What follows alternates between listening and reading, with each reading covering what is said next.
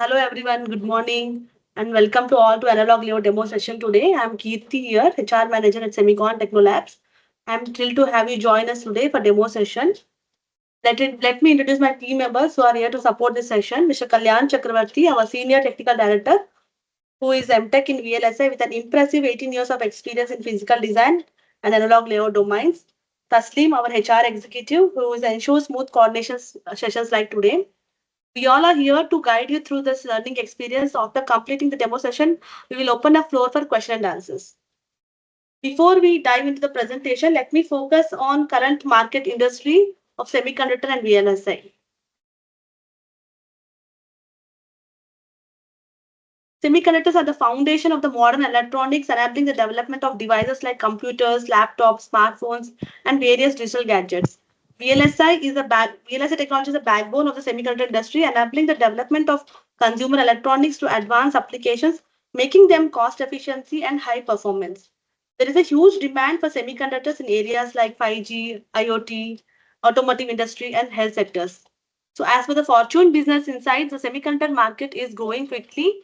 It is valued to approximately 528 billion by 2024, and it is rapidly growing by $1.38 trillion by 2029.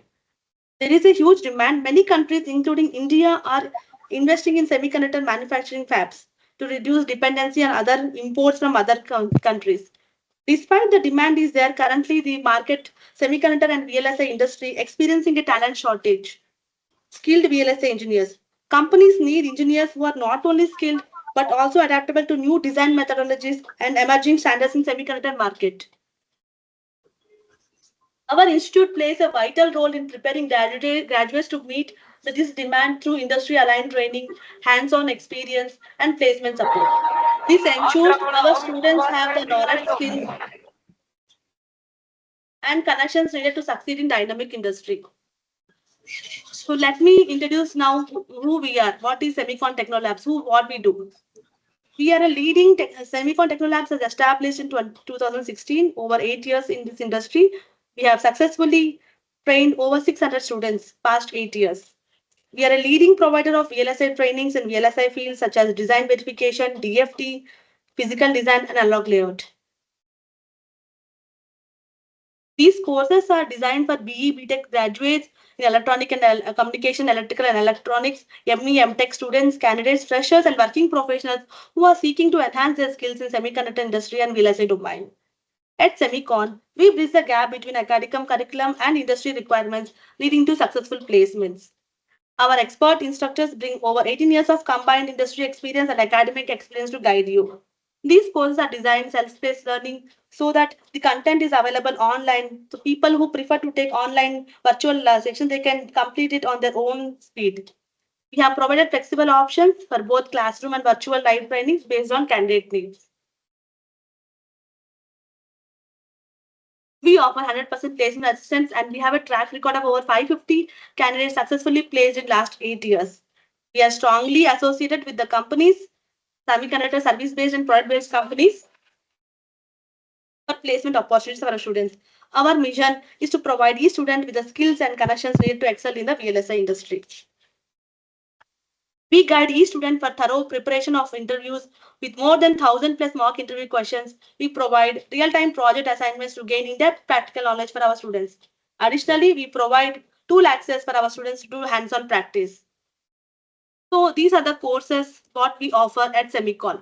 ASIC design verification, design for testability, physical design, analog circuit design, analog layout.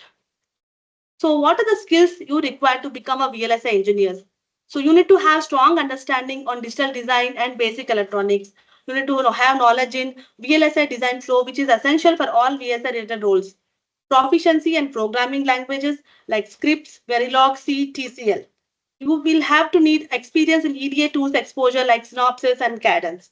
So taking short-term courses, obtaining certifications in VLSI, and is a great way to enhance technical knowledge and improve job prospects. So after you complete this VLSI course, what are the leading job roles? VLSI offers a wide range of roles in both front-end and back-end. So here are some common job roles in VLSI domain. Front-end roles are like ASIC verification, RTL design engineer, formal verification engineer, And back-end roles will be like CAD engineer, physical verification engineer, DFT engineer, layout engineer, and analog design engineer. So coming to the placement and opportunities. So we have strongly associated with placement partners like Qualcomm, Cadence, Synopsys, Micron, Altron, HCL, Tessol for hiring opportunities. Not only have partnered, we also organize workshops and networking events and job fairs for improving the job opportunities, hiring opportunities for our students. So we have very happy alumni feedback from our students who are well placed in past companies like Qualcomm, HCL, and Tessol. I request Kalyan Chakravarti to take up the demo session for analog layout. Thank you, Kirti. Any questions, students? I hope you all are clear till here. Any questions you have?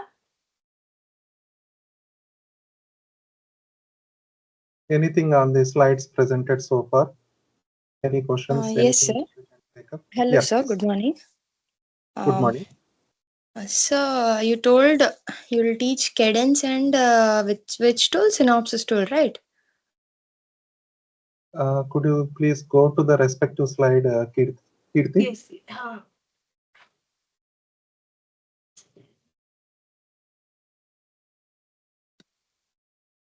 Yes. Yeah, please. What is the question here? So my question is, in which tool you will teach us for in the training period? Which So tool it will be either Synopsys custom compiler or it will be either Cadence Virtuoso. Okay. Any one of these tools. Okay. Cadence Virtuoso will be better. I think. As of now, and sir, in which nanometer the technology will be there while you are teaching in the training period? In the training period, it will be usually 28 nanometer or 32 nanometer. So which is the industry standard? Yeah. Okay. What is the foundry, sir? Foundry is TSMC. Okay. In TSMC only you will teach. Correct. Okay. Any FinFET is available for the any one of the LDO block and the PLL block? One of the project you will teach. We are trying to get the FinFET, but most likely it will be CMOS because fundamentally we have to start our career with CMOS, right? And then from there the progression happens towards FinFET. Okay. And the standard cells till which you will teach, sir? Probably I think we can park these questions, okay, because if it is okay for you, I mean, we can park these questions because these are all pure technical questions. Yeah. I have the slides where we will be going through these sessions, but to answer again to your question, okay. So we will be going through standard cells, IO, memory, AMS, RF, and analog layouts. Okay. Yes. And the analog layout, what are the projects you are going to teach? So projects, again, it depends upon the industry standard. We'll start with the op-amp. Okay. Right, I mean, that's the basic fundamental thing. From op-amp, we will take it up. Right. From op-amp till Correct. Because this course is mainly for the freshers. Okay, fine. Right? And, maybe know your background. I mean, are you working professional? Do you have prior experience in analog layout? Could we know some background about you? Because this course or this demo is mainly for freshers. So that's where our focus is mainly to go from scratch. Yes. Right? Even I am also fresher. Okay. Yeah. But it doesn't look like because the questions you are asking, it's really good. I mean, it's interesting and good, but yeah. Thank you. So what I can say is our intention here is to make sure that first fundamentals has to come properly for any candidate before from they make scratch. What you're telling is the base should be very strong in this field. While we do the projects, right, it will be like basics should be strong. And you'll add the podded devices for the upcoming projects, which you do, sir. So first we'll see the basics, okay? Okay. The standard cells is for how many months, sir? It's usually 3 to 4 months. Okay, so all the details we will publish in the website. Okay, Okay, uh, okay. in coming 1 or 2 days, you will see all the details in the website. Okay, okay, sir. So it is like 3 to 4 months, and week-wise schedule also, module-wise, week-wise schedule. You will Yes, yes. clearly see that in the website, and accordingly, it will help any of the students, right, who are interested to enroll in this course, Yes, right? yes. They can clearly Yes, sir. identify in which week what module will be covered. Okay, so that clear Okay. information will be shared, and even tools also will be shared, which technology node, and how we are planning to complete this course within the given timelines, right? What kind Okay. of support we will be providing for the candidates who are performing well, and how we can place them into jobs, right? Yes. Those Okay. details, it will be clearly outlined in the website, and right, and we will be taking uh, weekly assignment test also, right, and weekly connect also will be there, where like some of the questions which you are asking, right? I mean, if at Yes. all we need to let's say improvise the course, okay, in order to Oh, meet the student requirement, right? If they are picking up fast, because we need to check the pace of the candidate also, right? I mean, the candidates are yeah. picking fast, and if they are able to grasp the subject, Yeah. then definitely in the available time, right, or we can even stretch a bit also, Yeah. right, and in the interest of the program, because see, our main agenda is to bridge the industry gap. Okay, so as we know, probably you might be knowing as well, right? In semiconductor industry, demand is more, supply is less. Again, in the supply, talented skill set is very, very less, Hmm. right? Hardly 5% or 6% we can see talented individuals. Okay, so that's where our focus is. Our semicon focus is to bridge this industry gap to fulfill the supply requirement as per the demand. Again, not just fulfilling the supply requirement, but then again, when a student comes out of semicon, right? I mean, it should have a bar of its own. Okay, so so the companies which are hiring the semicon students, right, product companies or service companies, right? I mean, they should have that confidence that this candidate has been trained in every way possible, in all the different ways which industry is requiring right now. Okay, so we focus more on the practicals, and little lesser, I would say, on the theory part, more on the practicals, I would say, and we try to equip the students in such a way that at least 2 to 3 years of their real-time experience is covered. Okay, the curriculum is based out of that. Okay, so I will try to go through all those things in uh, in a little detailed way in my presentation, and yeah, uh, there again we can connect back to take up more questions if that is okay. Hello, Okay. sir. Hello, yeah, Hello. Sir, I yeah. wanted to ask, you given this demo today. So when will be this like analog layout will start? Very soon. So In you this can see month those only? details very soon, probably in this month, probably in Okay. this month, because we It have is not other perfect. matters also going on. Yeah. So probably in this month, you will hear from us soon. Okay, Okay. sir. Okay. And for 6 months, the course is the this course is there, sir. Right now, it is 3 to 4 months based Mm-hmm. on the need. Definitely, I mean, because as we mentioned, right, our agenda is to train as many skilled engineers as possible to meet the Okay. industry requirement. Okay. So right Okay, now sir. it is like 3 to 4 months, but then based on the students' response, right? I mean, how they are able to grasp the things and any more things which we can provide to students. Completely, Semicon is working towards bridging this gap and to train the semiconductor talent that is needed. Okay, so definitely we can stretch a bit as well. That's not an issue. Okay, sir. The main thing is, I would say, compared to 6 months or like 4 months, the main thing which I would highlight is like content and how much strong you are technically, right? I mean, end of the course, you should feel confident that this course has given me something. Okay, I became technically strong in the domain in which I choose this course. It can be analog layout, and we also have analog design coming up in the near future. Okay, so in whichever domain, right? I mean, we need students to have that confidence levels in them that they can enter into corporate world and successfully be able to take up the work and move forward, right? I mean, that's our goal actually. So we are quite flexible in the duration, or I would say in the curriculum as well. That's where, as I mentioned some time back, right? I mean, we have weekly sync up also, and weekly assessment is going on, and accordingly the performance also. We'll try to make sure that wherever we need to have the students improve on their performance, accordingly we'll take up the needed measures, right? I mean, so that end of the course, I mean, everyone have that confidence, right? And they become successful in their career. So this is online and offline, both are available from your side? Yeah, both are available.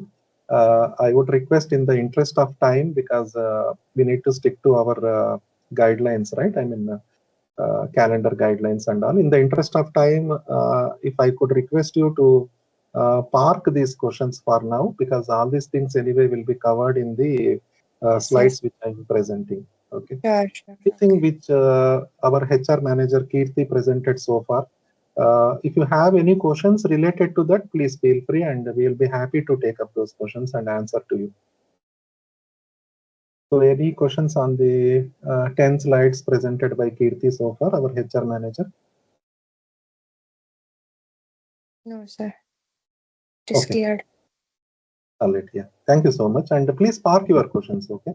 And when I go through my slides, please flag those questions, and I will be happy to provide as much information as possible, right? I mean, so that you get the right information and to make the right choice. Okay, sir. All right, thank you. Thank you. Anybody else? I mean, any other questions from anybody on the initial slides which we presented on semicon and the semiconductor industry, how the market is and all? We can pause for a minute here and take up any questions before we go to the main slides.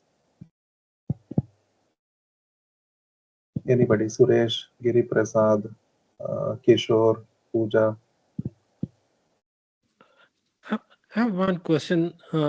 Given in the semiconductor, I know a lot of the focus is more on the digital in terms of digital design and digital design synthesis. I just, how do you see, like in terms of analog, from analog design and analog layout? Just want to understand which areas do you see a more interest in analog? Sure. So before I answer this, may I know your brief background, Suresh? Are you a working professional or a fresher? Yeah, I'm working professional. I've been in the medical device industry. Yeah, early in my career did analog design, and then later on moved completely into medical device, more on the system side. But now trying to get back to analog design, primarily for CMOS sensor design or camera pixel design. Understood. Got it. Okay, so so before I answer, right, I mean, see, this demo is mainly focused for freshers.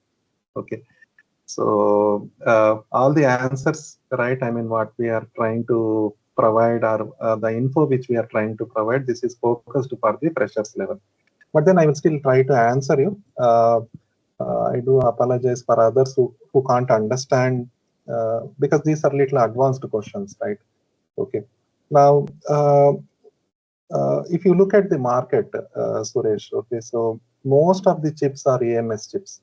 Okay, whether you take chiplet or whether you take monolithic SoCs or whether you take 2.5D or 3D ICs or whether you take system on interposer. Okay, and then different kind of packaging techniques also, right? So as on date in 2024, most chips are AMS chips.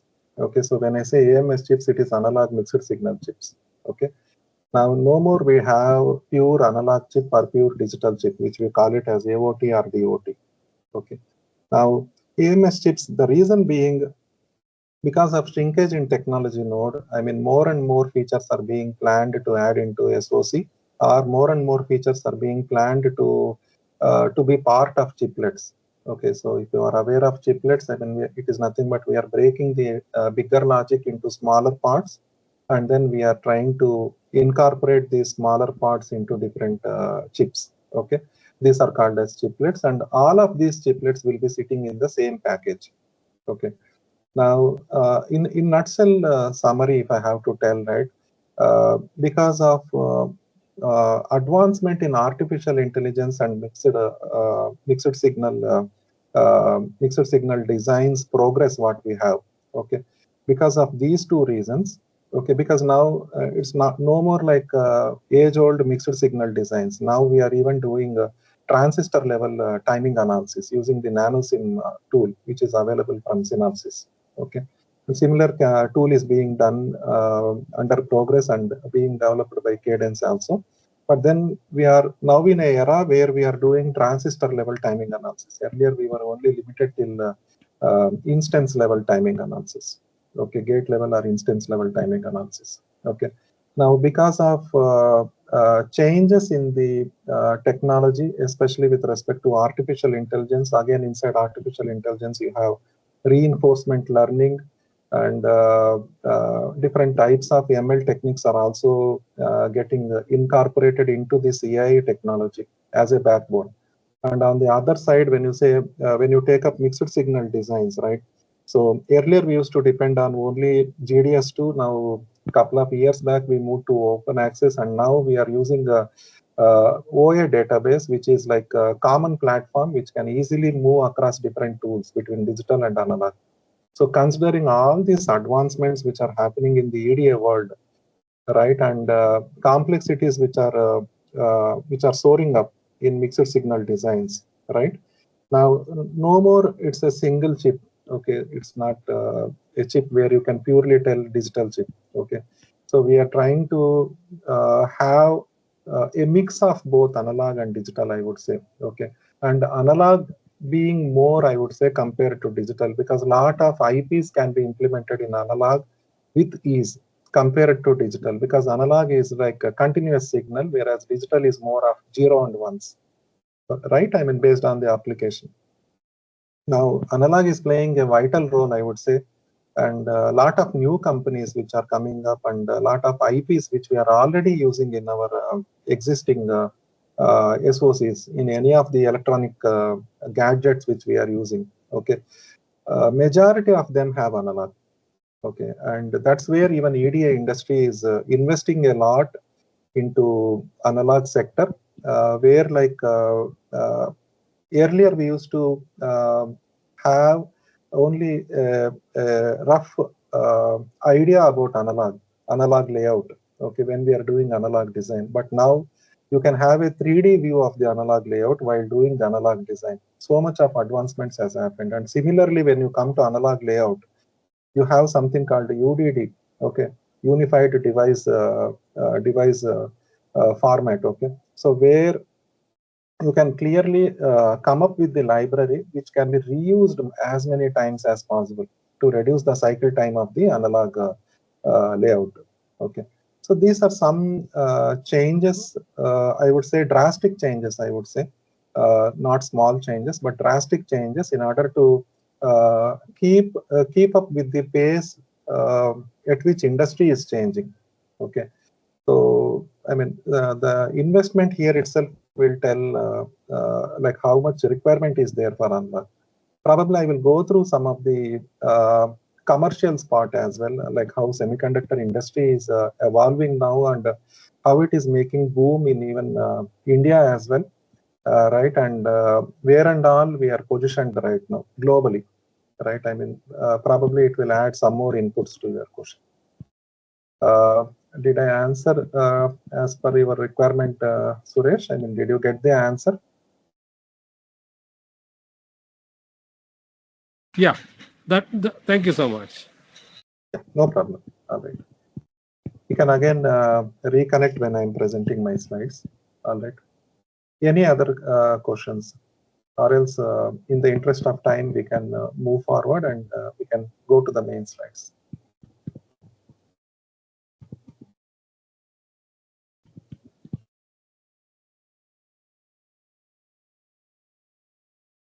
All right, if no more questions, then let's go to the main slides, okay.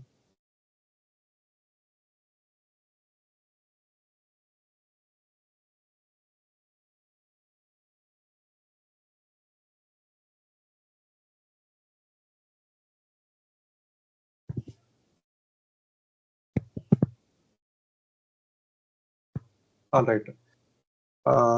Hope everyone is able to see the screen, full screen. Is it visible? Taslim, can you confirm?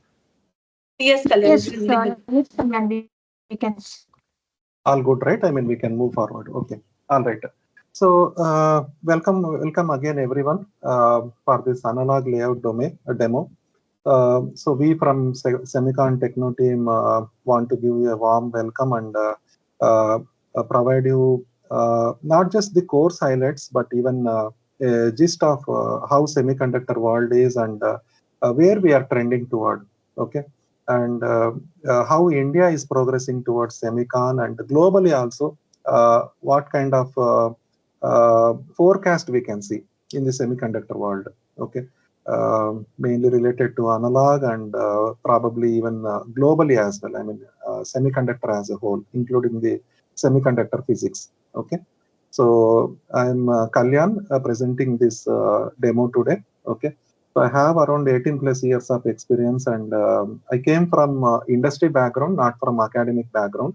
Okay. So I did my BTech in electronics and communication, followed by MTech in VLSI. So I did my project as well in ISRO, MTech project in ISRO. And post that, I mean, it's like post MTech, it's like 18 plus years, close to 19 years of experience in product companies. Okay, it can be AMD, it can be Synopsys, it can be Intel, it can be a couple of other product companies like Bitmicro, Red Pine, right? I mean, these are all some of the wonderful product companies which we have as on date as well. Okay. And my journey so far has been like end-to-end product development, where we focused on taking an idea. It can be medical application related, or it can be automobile related, IoT, industrial, consumer. Okay. So taking an idea, and from the idea, how do you conceptualize and make it into a design, followed by layout, and finally, how do you put it into a finished chip, right? I mean, we have so many steps to take care of, and it's a long journey, I would say, spanning at least for a basic SoC, it will span somewhere around like 1 year to 1.5 year duration, where you finally have a finished chip, tested chip in your hand, right? From the idea which started about a year or year and a half back. Okay. Now, having in-depth knowledge in end-to-end cycle, right, in both digital and analog domains, right? This helps us to come up with an understanding where we have industry talent shortage, right?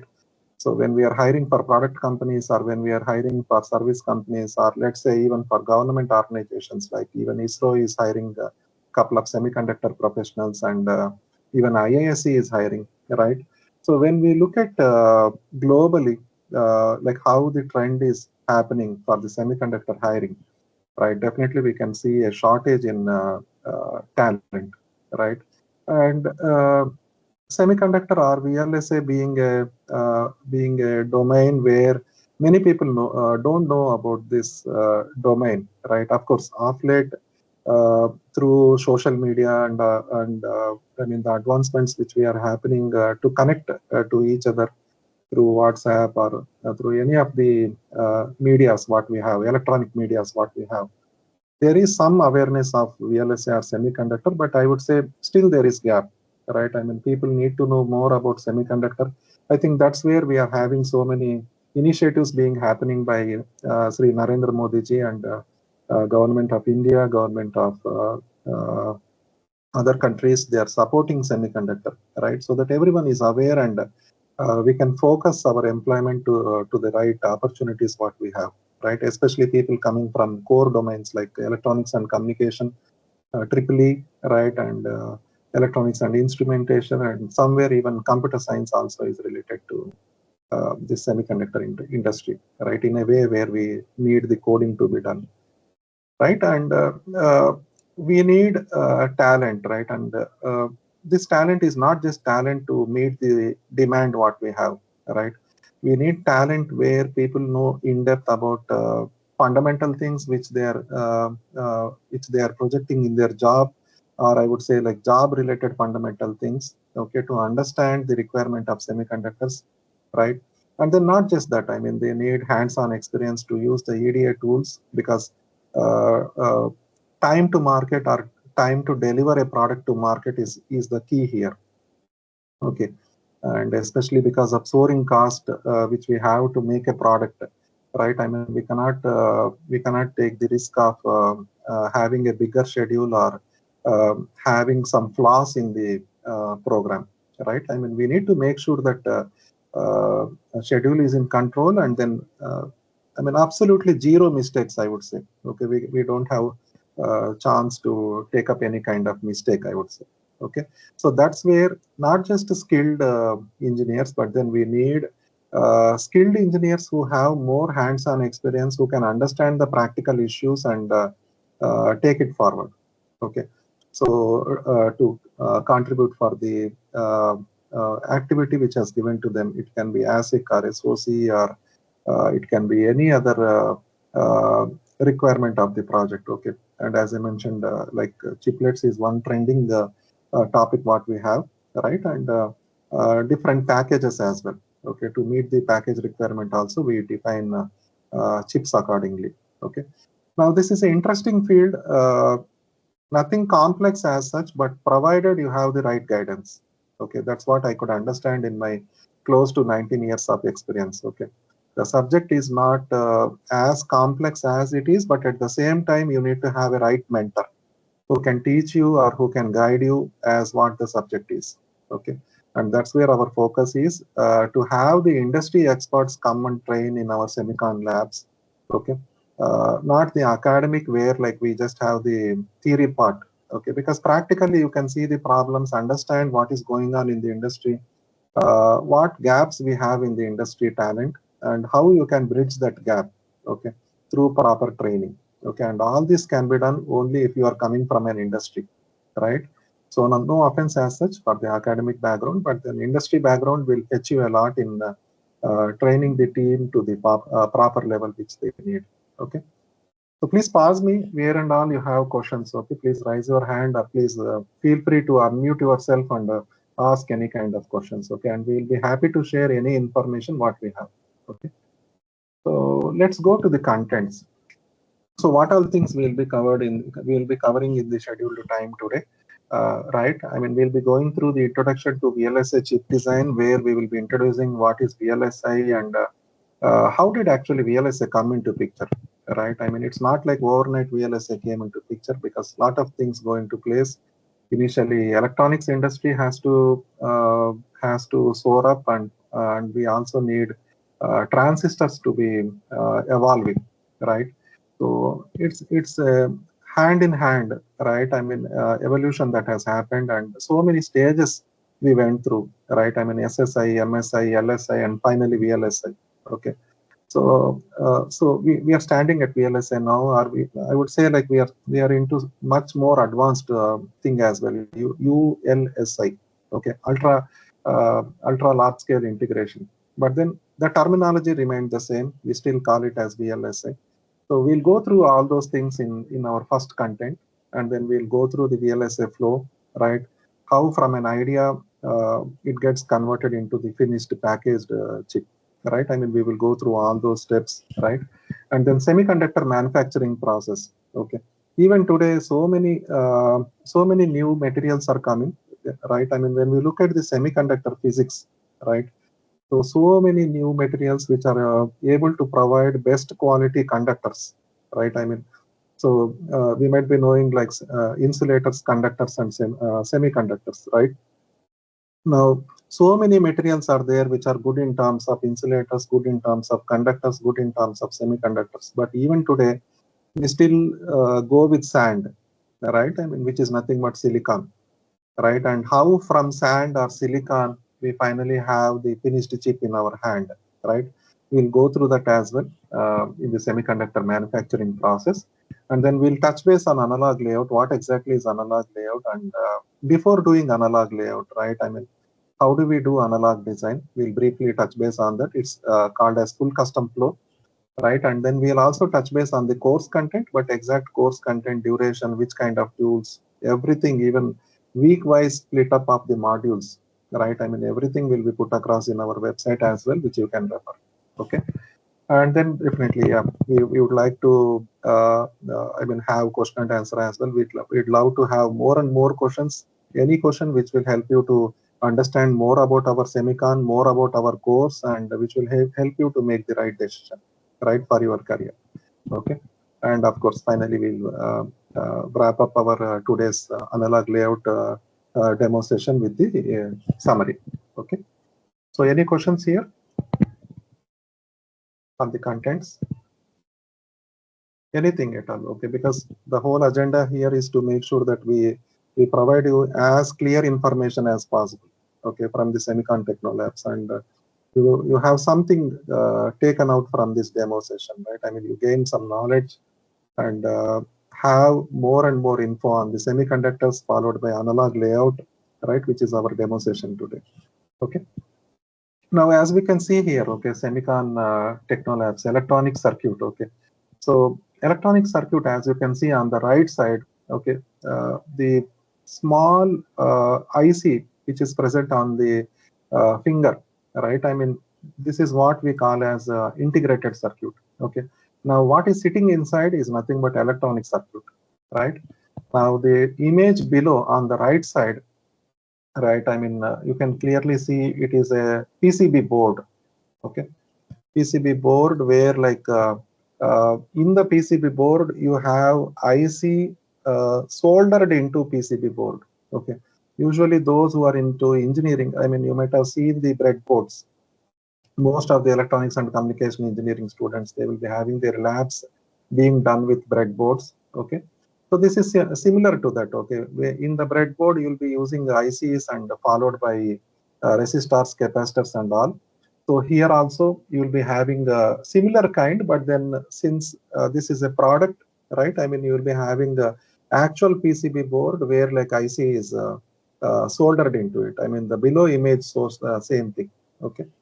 Now on the left side, if we see, right? I mean, electronic circuit. Okay. So electronic circuit consists of CPU, ROM, RAM, and other glue logic. Okay, VLSI lets IC designers add all of these into one chip. All right. So an electronic circuit, right, consists of a CPU. CPU is nothing but central processing unit. ROM, RAM. These are the different type of memories what we generally have. Even in our mobiles, we have ROM and RAM and other glue logic. Okay, as needed by the electronic circuit. Okay. So VLSI lets IC designers add all of these into one chip. Okay. Now everything, all these components are present inside this single chip. So VLSI began in the 1980s when complex semiconductor technology was being developed for integrating transistors. So somewhere around 1980s is when this era started. Okay. So before 1980s, I mean, it was very bleak. We had electronics, but not to an extent where we are trying to integrate all the transistors into one single chip. Okay. So that was not there. But in 1980s, I mean, we started integrating all the transistors where like complex semiconductor technology was evolving. Okay. Now VLSI is a successor to large scale integration, LSI, which we call it as LSI, medium scale integration, which is MSI, and small scale integration, which is SSI technologies. Okay. So VLSI, or very large scale integration, is the cutting edge process of crafting integrated circuits by integrating thousands, millions, or even billions of transistors onto a single silicon chip. Okay. So you may think like, what is the difference between regular electronic circuits, which we had 4 or 5 decades back, right? I mean, 4 to 5 decades back means like before 1980s. Okay, what is the difference between those electronic circuits and what we have from 1980s onwards to till date? The difference is those electronic circuits did not have all these components fitted into a single IC. They had all the components present on the board. Okay, if you see old TVs, right? I mean, you can clearly see capacitor, resistor, everything is placed outside, right? But then now with the advancement of VLSI, right? I mean, all the transistors, right, which are making up these circuits, okay, all these transistors which are having the functionality of these circuits, okay, they are present inside a single chip. Okay, this is called as a chip. Okay, so we don't have to keep all the components outside. Everything will go inside this chip. That is the advantage of having a VLSI design. Okay, that is where we are focusing towards. I mean, increasing the complexity of semiconductor technology. Okay, so VLSI or very large scale integration is the cutting edge process of crafting integrated circuits by integrating thousands, billions, or even billions. Okay, and these ICs power everything from everyday gadgets to state-of-art supercomputers. We go through this. I mean, what all gadgets VLSI is powering them. And VLSI design involves working with circuits at incredibly small scales, as you can see here, right? I mean, it is so small. On the finger, I mean, if you see, the chip itself is so small to create high performance and compact electronics. Okay, that's where we are able to see compact mobile phones. I mean, the best example is compact mobile phones. Okay. Now, 1940, transistors invented in Bell Laboratory. You can see how big the transistors are. Okay, but then in the previous slide, if you see, the entire chip itself is this much. Okay, this is the advancement from LSI to MSI to SSI and finally VLSI. Okay, that's how the advancement happened. All right. 1950, first IC, JK flip-flop by Jack Kilby at TI. Okay, 1960. Early 60s, small-scale integration SSI, 10 transistors on a chip, only 10 transistors, right? You can see this number. Okay, medium-scale integration MSI, okay, hundreds of transistors on a chip, right? So 1970, early 70s, large-scale integration LSI, thousands of transistors on a chip. So from 10, we moved on to 100. From 100, it became thousands, right? I mean, you can see how semiconductor industry got evolved here. Okay, that's where we call it as SSI, MSI, LSI. And later we got VLSI. This is in 1980. Okay, early 80s, right? VLSI, 10,000s of transistors on a chip. Later, it became 1 lakh and above. Okay, and 1989, Ultra LSI is sometimes used for billions of transistors. Okay, but nomenclature we still use it as VLSI, but then it has advanced a lot. We are already into Ultra LSI. I mean, this came way back in 1989 only. Okay, now all these things happened because the size of the transistor got reduced with the advancement in semiconductor industry. Okay, that's where this technology of semiconductors helped to improve the field of electronics and communication or electronic devices. Okay, so this paved a way, okay, to improvise on the electronic circuits. Okay, and that helped indirectly to come up with so many VLSI based products. Okay, so which we will be going through in the next slides. So a brief history about VLSI design. Okay, so on the right side image, if you see, right, I mean, this is a human hair, single human hair. Okay, the diameter of human hair is almost 75 microns. Okay, and if you see a transistor, I mean, we are talking about 16 nanometer, okay, or 16 micron meter. So if you see the transistor, right, I mean, it's so small here. Okay, now we are into 3 nanometer actually. Okay, but when we gave an example, right, I mean, 16 nanometer itself is so small. Now 3 nanometer or 2 nanometer or 1.8 nanometer. Right now in 2024, we are already into 1.8 nanometer. So you can imagine how small this transistor will be. I mean, this itself is a single hair of a human being, and the diameter is 75 microns, and transistor is actually not visible to the bare eyes. Okay, we cannot see it from our bare eyes. So small it is, and this all happened because of advancements in the semiconductor industry, right? I mean LSI, SSI, MSI, VLSI, ULSI. Okay, the journey of VLSI design began in 1950s. Okay, as I mentioned in the previous slide, right? I mean we started with the 10 transistors, followed by 100, followed by 1000, right? With the invention of the first transistor, this breakthrough was followed in the 1960s by the development of the first integrated circuit, a milestone that transformed the electronic industry. The advent of ICs significantly shrank the size of electronic devices while vastly enhancing their capabilities. The 1970s introduced the first microprocessor, marking the dawn of the modern computing era. By the 1980s, VLSI design emerged as a specialized field, with the first VLSI chip being designed in 1983. Since then, the field has rapidly advanced, pushing the boundaries of chip complexity and efficiency. Right? So, in summary, what we are trying to tell here is the more and more shrinkage of transistor size is happening, okay, which is nothing but you can check in the technology node, right? The more and more features can be added in the given size. The size will remain same, or you can reduce the size as well of a chip, but then more and more transistors can be added. That's where like you can incorporate more and more analog components. Okay, more digital, more analog, right? I mean, you can clearly incorporate all those components. Okay. Now, let's look at this interesting image on the top. Okay. So previously we had 128 MB, okay, this memory card, right? And now almost in the same size, or I would say in a still smaller size, you are having 128 GB, right? From MB we have transformed into GB. Okay. So this is the difference. Okay. So you can clearly see, I mean, the size of the chip has reduced. Similarly, the memory content, the data storage content, right, it has clearly reduced from MB to GB. Okay. Moore's law is the observation that over the history of computing hardware, the number of transistors on integrated circuits doubles approximately every year, every 2 years, 18 months. Okay. So what they are saying is the number of transistors on integrated circuit, it keeps doubling every 2 years, that is 18 months. This is Moore's law. Now you may ask, like, who is Moore, right? I mean, Moore is one of the co-founder for Intel. Okay, so he was one of the founder for Intel, and he predicted this law way back in 1950s.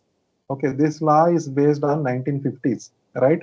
And he clearly gave a prediction that based on the semiconductor industry progress, right, we can have doubling of the transistors in every 18 months. So technology has to evolve every 18 months to double the number of transistors that are getting accommodated within the IC. Okay. Now to support this only, we are having chiplets. Okay, because technology node is shrinking and almost we are in 1.8 nanometer right now. Okay, so that's where we are now having chiplets, right? And then these chiplets are present inside the same package in order to support this particular law. Okay, now let's look at the wafer. Okay, this is a brief overview, and we have a separate topic as well, semiconductor fabrication steps. Okay, but then just to have an idea, right, how the wafer will look like. This is a kind of I would say like a wafer having integrated circuits. All these small square or rectangle shapes, what you see, right? These are all the integrated circuits which are present. So inside a wafer, on an average, you will have somewhere around 500 to 1000 or probably more than 1000 ICs present in the single wafer. Okay. Now you can see here, I mean, let's say the wafer diameter is 20 centimeter. Okay. Now any particular thing, I mean, all these things are called as an IC, and each IC will be roughly around 1.5 centimeter to 1.5 centimeter. These numbers are just, I mean, numbers which has taken for reference. Okay, it need not be the same numbers because based on the technology node, again these will change. Okay, the wafer diameter will change, even the IC size will change. Okay, this is only for reference. Now IC, when you look at the IC, the one which you see in your practical labs in engineering, okay, similar kind only, you will have the pins which are also called as leads. Okay, using these, if you are in engineering, I mean, you will put these leads into breadboard to give the connections. But if you are into corporate world, I mean, people who are working in the PCB board design, they will use your ICs and they will solder these pins to the PCB board. Okay. And this is your IC, right? And then you have the bond pad and bond wire. Okay. So bond pad is present on the top of the IC. From bond pad, you need to get the bond wire to connect it to the lead. Okay. That's how it is. And this IC should be packaged before you have the leads, right? You need to make sure that IC is packaged to protect it from the external environment. Okay. So any questions so far? Because let's make it more interactive, and please pause me and ask questions if you have. We'll be happy to share any info. And if you have any inputs also, because I can see if you are having prior knowledge of semiconductor industry or like analog, please feel free to pitch in, and if you have any inputs also, please do share. Okay. So let's make it more interactive session. All right. Now moving on. Right, as I mentioned, I mean, so many IC products we are into. I mean, VLSI is into. Okay, so you can see all the consumer goods, right? I mean, mobile phones, laptops. I mean, different kind of mobile phones, right? Camera, right? I mean, someone was mentioning about CMOS image processor. So CMOS image processor is also used in camera. Sometimes we use it for defense-related products also. Okay. This is again the gaming division, right? And earlier we used to have desktop, right? So many things. Okay.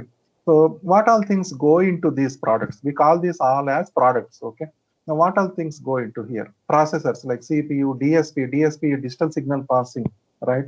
So those who are from electronics background, right? I mean, they will be studying this subject, digital signal processing, right? Controllers, microcontrollers, microprocessors, then memory chips, RAM, EEPROM.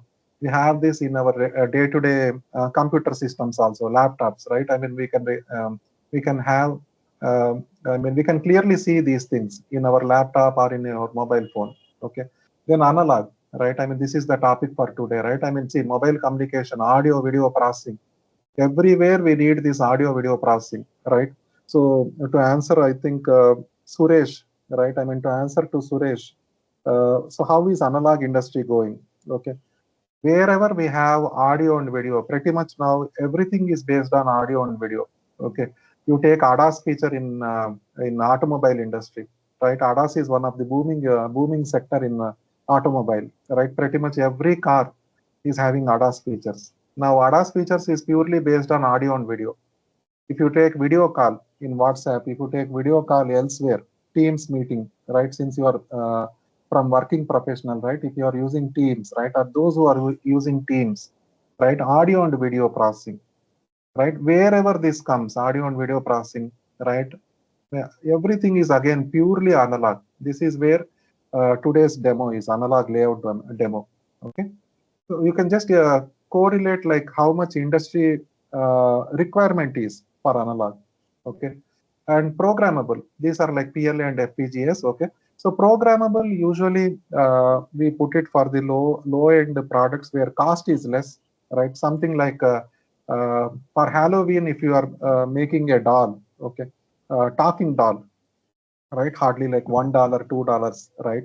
And it's only for temporary purpose, right? Just for some fun, we don't worry about durability and all. That time we use FPGAs. These are programmable, okay? And other reason, of course, is to do the prototyping of the design as well. Before we actually go into analog implementation, we can do the prototyping also. FPGA is equipped with analog section also, okay? That's where advancement also has come. Earlier, FPGA was supporting only digital. Now FPGA is supporting analog as well, okay? Then embedded systems, right? I mean, used in cars, factories, network cards. Embedded systems is nothing but you have your C programming done, and then you have setup done on the PCB board. Okay, so that's where you have embedded systems. Okay, and then system on chip. I mean, where you can integrate all of this, all the above into one single chip. That is system on chip. Okay. Amazingly, the original Bell Lab invention of the transistor combined a decade later with the refining implementation of an integrated circuit continues to drive exponential economic gain in the form of both improved productivity and growth of new applications. Today, an integrated circuit can perform almost any electronic function on a piece of silicon less than a centimeter square. This is where we call it as system on chip. Okay. Everything is present on the silicon less than a centimeter square. Okay. From a PC to a cell phone to a television to an internet router, the industry can conceive, design, and deliver that function in an extraordinarily cost-effective and convenient form, a single silicon IC. Right. This is the advancement. Okay. Any questions so far? Any inputs? Anything at all? Till here? All good? All right. So let's go to mass integrated circuits. Okay. So earlier, one of you were asking, will we be doing CMOS or will we be doing FinFETs, right? We cannot directly jump into FinFETs. Okay. It's something like without studying first standard, second standard, right? We cannot directly jump into 10th standard. Right, just giving a practical example here. Okay, if you don't understand CMOS, we cannot understand FinFET. Okay, it has to go in a stepwise manner only, so that our fundamentals are strong. Okay, so we focus on CMOS, right, and from CMOS we are evolving into FinFETs, right, and we can see the transition also. What defects in CMOS pushed us to go to FinFETs? We can understand that gaps as well. Okay, or how technology nodes needed FinFETs. They can no more rely on the CMOS. Okay, all those things we will go through in this presentation. And we have a slide where we clearly differentiate CMOS and FinFET. Now in 1970s, processes, right, usually had only NMOS. Again in CMOS we have PMOS and NMOS. But then when we started our journey in 1970s, it was only NMOS. Okay, inexpensive but consumed power while idle. Okay, so NMOS again had some drawbacks. Okay, though it was inexpensive, but it was consuming power when idle. Okay, there was power consumption happening. In 1980s, to mitigate this disadvantage of NMOS, right? People came up with CMOS. These are all the advancements in the transistor technology, right? Again, scaling of transistor is one part. Transistor physics is another part. Now we are talking about transistor physics, right? Where from NMOS, it has now moved into CMOS. And in CMOS, you have both PMOS and NMOS, okay, to reduce the power consumption. Okay, so 1980s to present, CMOS processes for low idle power. Okay, so these are some images, old images of Intel processors. Okay, where you can clearly see the number of transistors being placed here. Okay, and this is a generalized standard cell. Okay, now we have P-type transistor, we have N-type transistor. Okay, and in between P-type and N-type we have diffusion layer. Okay, which is separating P-type and N-type. And these are the power buses, VDD and VSS, which will supply power to the transistors present inside the standard cell. Okay. Now from transistors we make the gates. From gates we make the standard cells. That's how the process is. So don't get confused that directly we'll come to standard cells, right? There is a three-step process: transistors to gates, from gates to standard cells. Okay. Now let's see first computer. Okay, the first computer. This is an interesting thing. This is way back in 1832. The Babbage difference engine. Okay, it was having 25,000 parts. Okay, and cost was pound 17,470. You can just see a computer here. So big actually. The image may seem little small, but then if you physically see, right, it's so big, and so many parts are there. 25,000 parts. If any one mechanical part is not working properly, the computer cannot perform its operation. Okay, so this is way back, almost close to 200 years old, right? 1832. Now, this is another interesting thing. In 1946, right? You remember in the previous slide we presented, in 1940, transistor was invented in the Bell Laboratory. Okay. Now this image is from 1946, after the transistors were invented. Okay, and this is the first electronic computer. If you can see here, right, this is one person operating the single computer. Right now we are operating a laptop, right? The same way, if you compare the laptop, it was so big those days. So you can see one person operating here manually. There is one more person here. There is one more lady here. there is one more lady here. Okay, in the image itself, you can clearly see 4 people are operating a single computer, right? It's a combination of mechanical and electronics followed by the human intervention. So all have to work side by side, right? Then only you can get the needed outcome. Okay. The first generation of modern electronics is thought to have begun in 1942 with the invention of electronic switches and miniature vacuum tubes. By 1946, a large-scale computing device based on these new inventions was developed. The computing device was known as electronic numerical integration and calculation. Okay, the computing device name was ENIAC, electronic numerical integration and calculation. It's something like a calculator. The calculator what we have today, of course, even calculator is much advanced today, but then this first electronic computer was mainly for calculation, okay, to do the calculation job, right? And it's so big here. Okay, ENIAC could perform thousands of calculations per second and was used in many applications such as scientific research and weather predictions.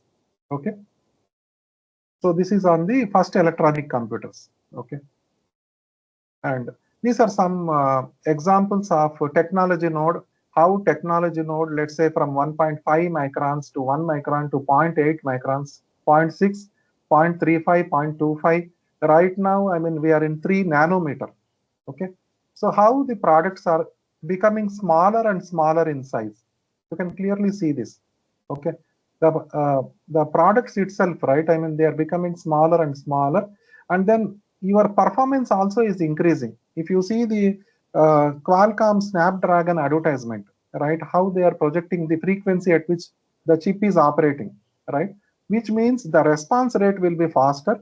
If you want to open any application, immediately the application within a fraction of second, right, which the human eye cannot recognize, within a fraction of second, clearly the application will open and multiple applications can be opened up. All this is possible because of silicon process technology, because of advancements in the technology node. Okay. Now FinFETs. Okay. So FinFETs, let's look at what exactly is FinFET. Okay. So planar MOSFET is there, and then 3D FinFETs is there. Okay. Now MOSFET, as we know, source, gate, drain, right? We just have 3 things in the planar MOSFET, right?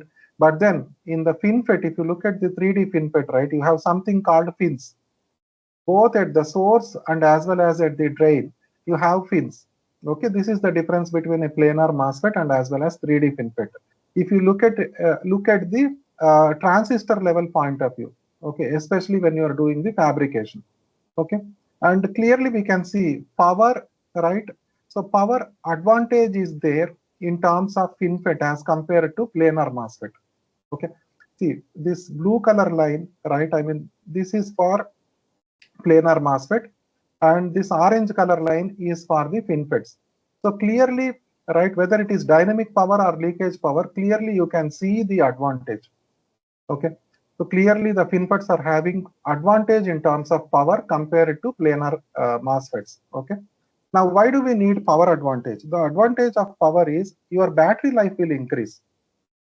Okay, so most of the devices which we are using in the consumer world, right, it can be laptops, it can be mobile applications, right? So we need battery life to help us achieve those requirements. Okay, and how you can increase the battery life? Only when your transistor is supporting you to consume lesser and lesser power.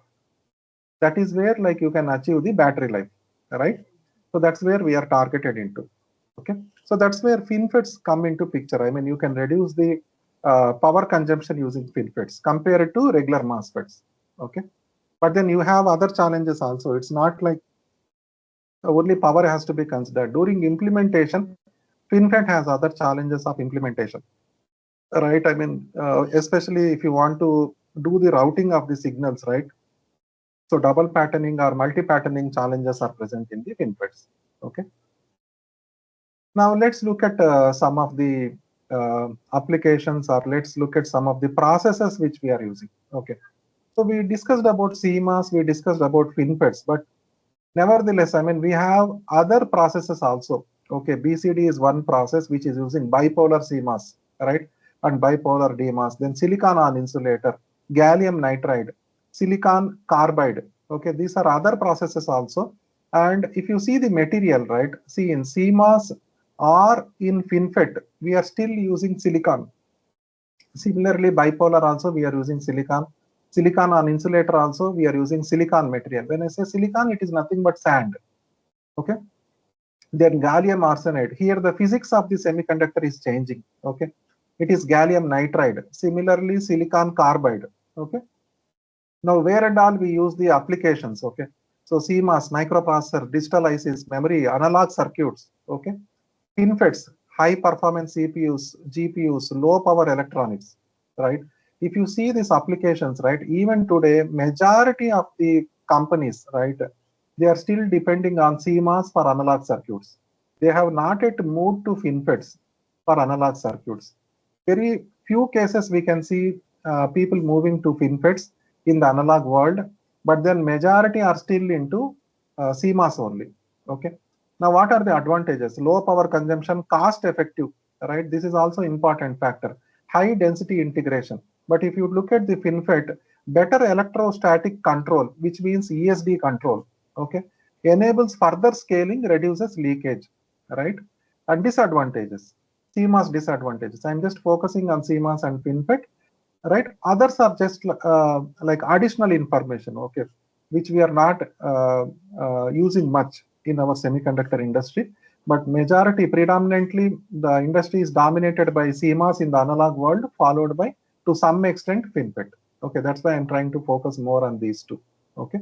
Now, disadvantages: limited scaling below 5 nanometer. Okay, up till 5 nanometer also CMOS was working fine. But below 5 nanometer, I mean, we are seeing trouble in scaling, right? Leakage current in deep submicron nodes.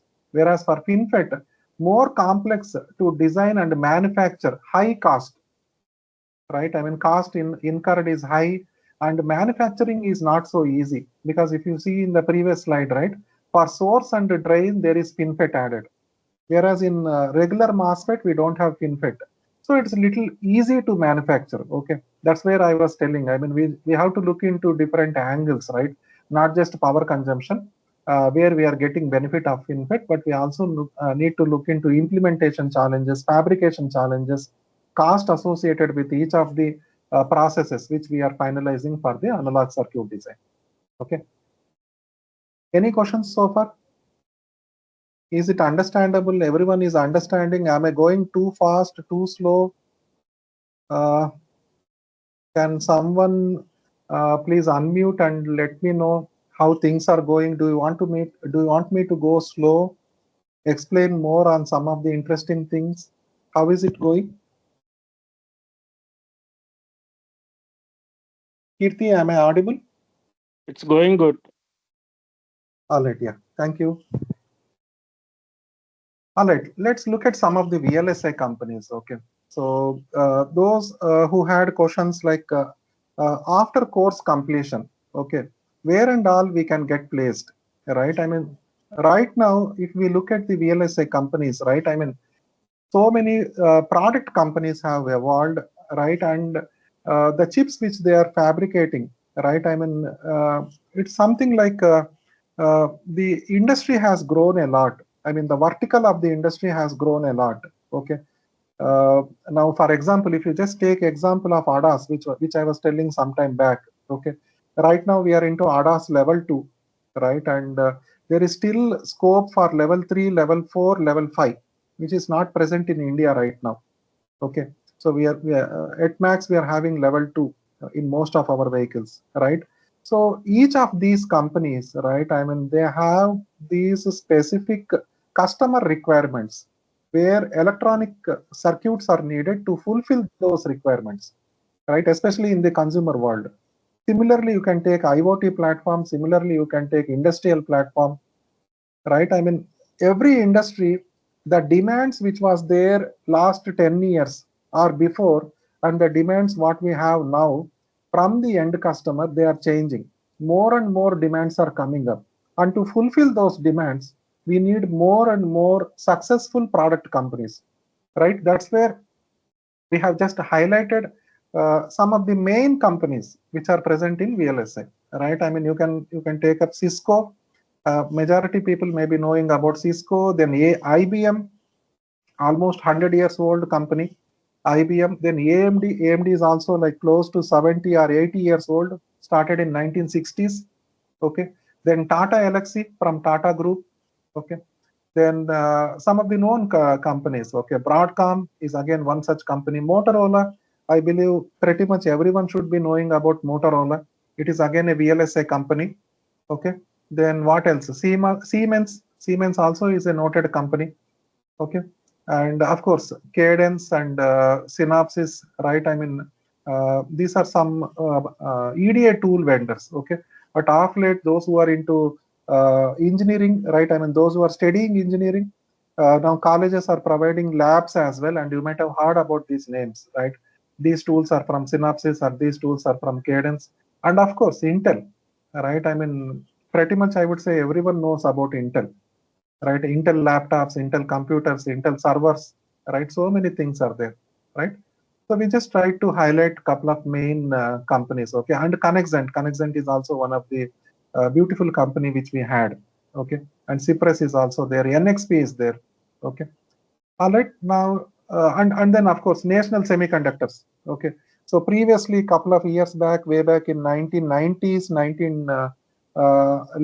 90s and early 20s, we had a couple of televisions coming up with this brand, okay?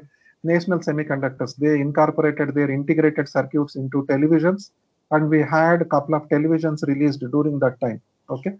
So everywhere, here and there, I mean, electronics is connected to our life.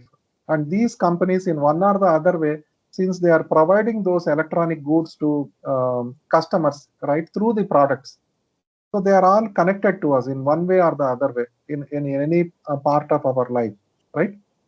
Now let's go to next slide. Okay, I'm just trying to highlight here, or we are just trying to highlight here on the cost associated. Now for doing whether analog design or analog layout or digital design, digital layout in any of the domains, right? I mean, we need EDA tools. EDA tools are nothing but electronic design automation tools. Okay.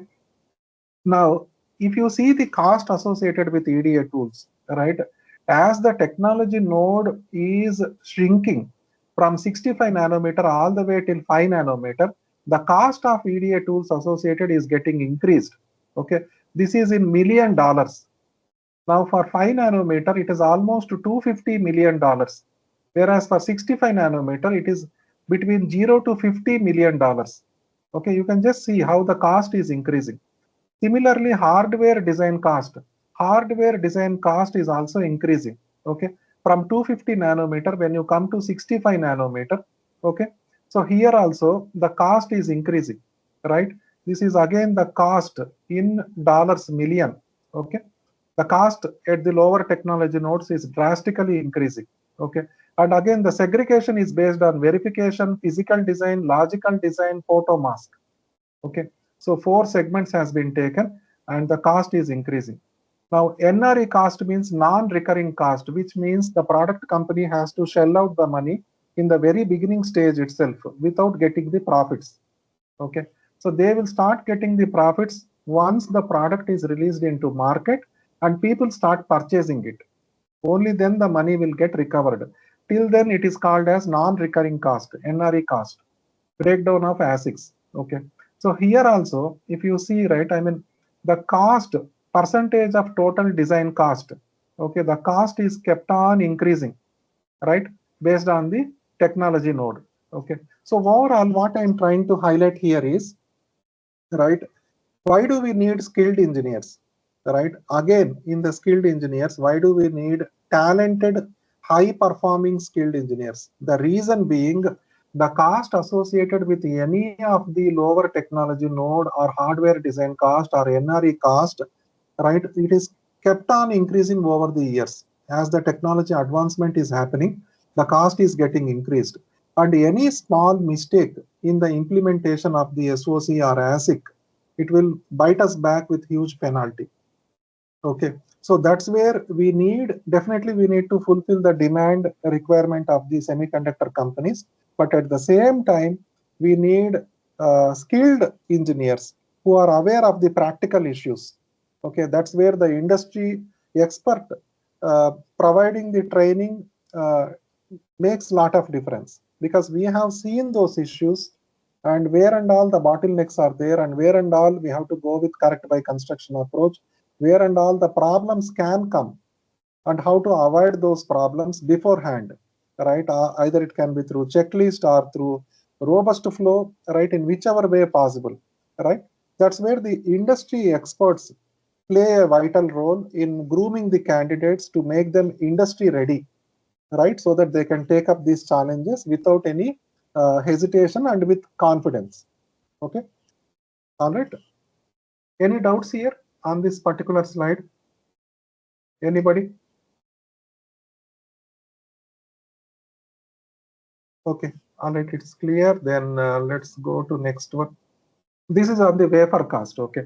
Estimated wafer price per node. Okay. If you see here, from 90 nanometer, 65, 40, as the technology node is shrinking, right? I mean, you can see all the way till 2 nanometer.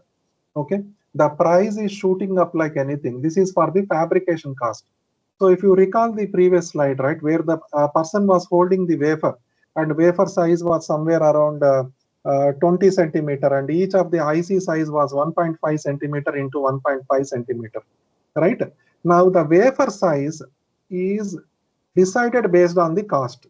Okay, and the cost is definitely shooting up when we go to lower technology nodes, right? So previous slide we saw how the EDA tool cost and then hardware cost and implementation cost is increasing. Similarly, the fabrication cost is increasing. Okay, and this is because of the quality which we need, because we need silicon, right, to fabricate, and there is acute silicon shortage also. That's where like we are looking into other processes to overcome this shortage. Okay. Now, this is another interesting slide. Global semiconductor capacity increase by location. Okay. Now, if you see, China is on the top with 365% of global semiconductor capacity, which it is occupying.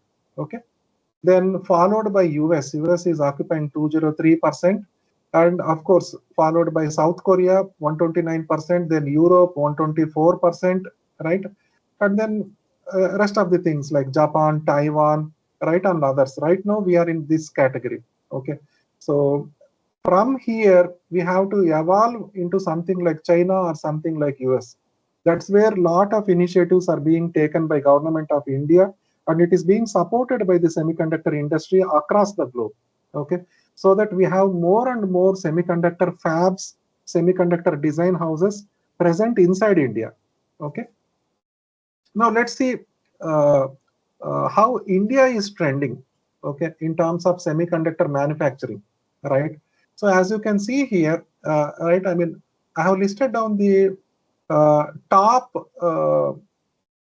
7 such places in India, right?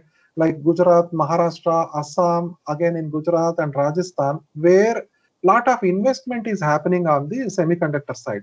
Okay, you can see like starting from all the way from 11 billion, 10 billion, right, 3.2 billion, 2.75 billion, 900 million, 394 million, and 42 million. And these are all for what reason? For front end and some back end, right? Even including assembly, test, packaging, right? And you can clearly see how it is distributed in the India map, right? And so many companies are also invested here. Okay, this investment is coming from so many companies. Like if you see point number 1, right? The first one, which is in Gujarat, front end up to 28 nanometer, $11 billion. Here investment, majority investment was done by Tata, and similarly PSMC. This is another company, right? And similarly here, point number 2, Maharashtra, right? Adani Group, they are investing here, Tower Semiconductors, right? Similarly, again, Tata Electronics, okay, Tata Electronics is again investing here, which is again in Assam. Back end wire bond flip chip ISP, $3.2 billion, right? And similarly, the other places like we have Sahasra, Micron, Renesas, Star Microelectronics, right? Keenis Technologies, right? India Semiconductor Mission. This is our mission actually. to increase more and more semiconductor manufacturing projects across India. Okay, so we have design centers, which I mentioned in the previous slide, like Intel, AMD, Synopsys, Cadence, NXP Semiconductors. I mean, so many VLSI companies we went through in the previous slide. But then we also need to have fabrication units so that end to end, from idea till the finished product, can be done within India. Okay, that's the India Semiconductor Mission, what we have. Okay. Then semiconductor companies ranked by market cap. Okay, so highest trending company, or I would say highest gross margins, right?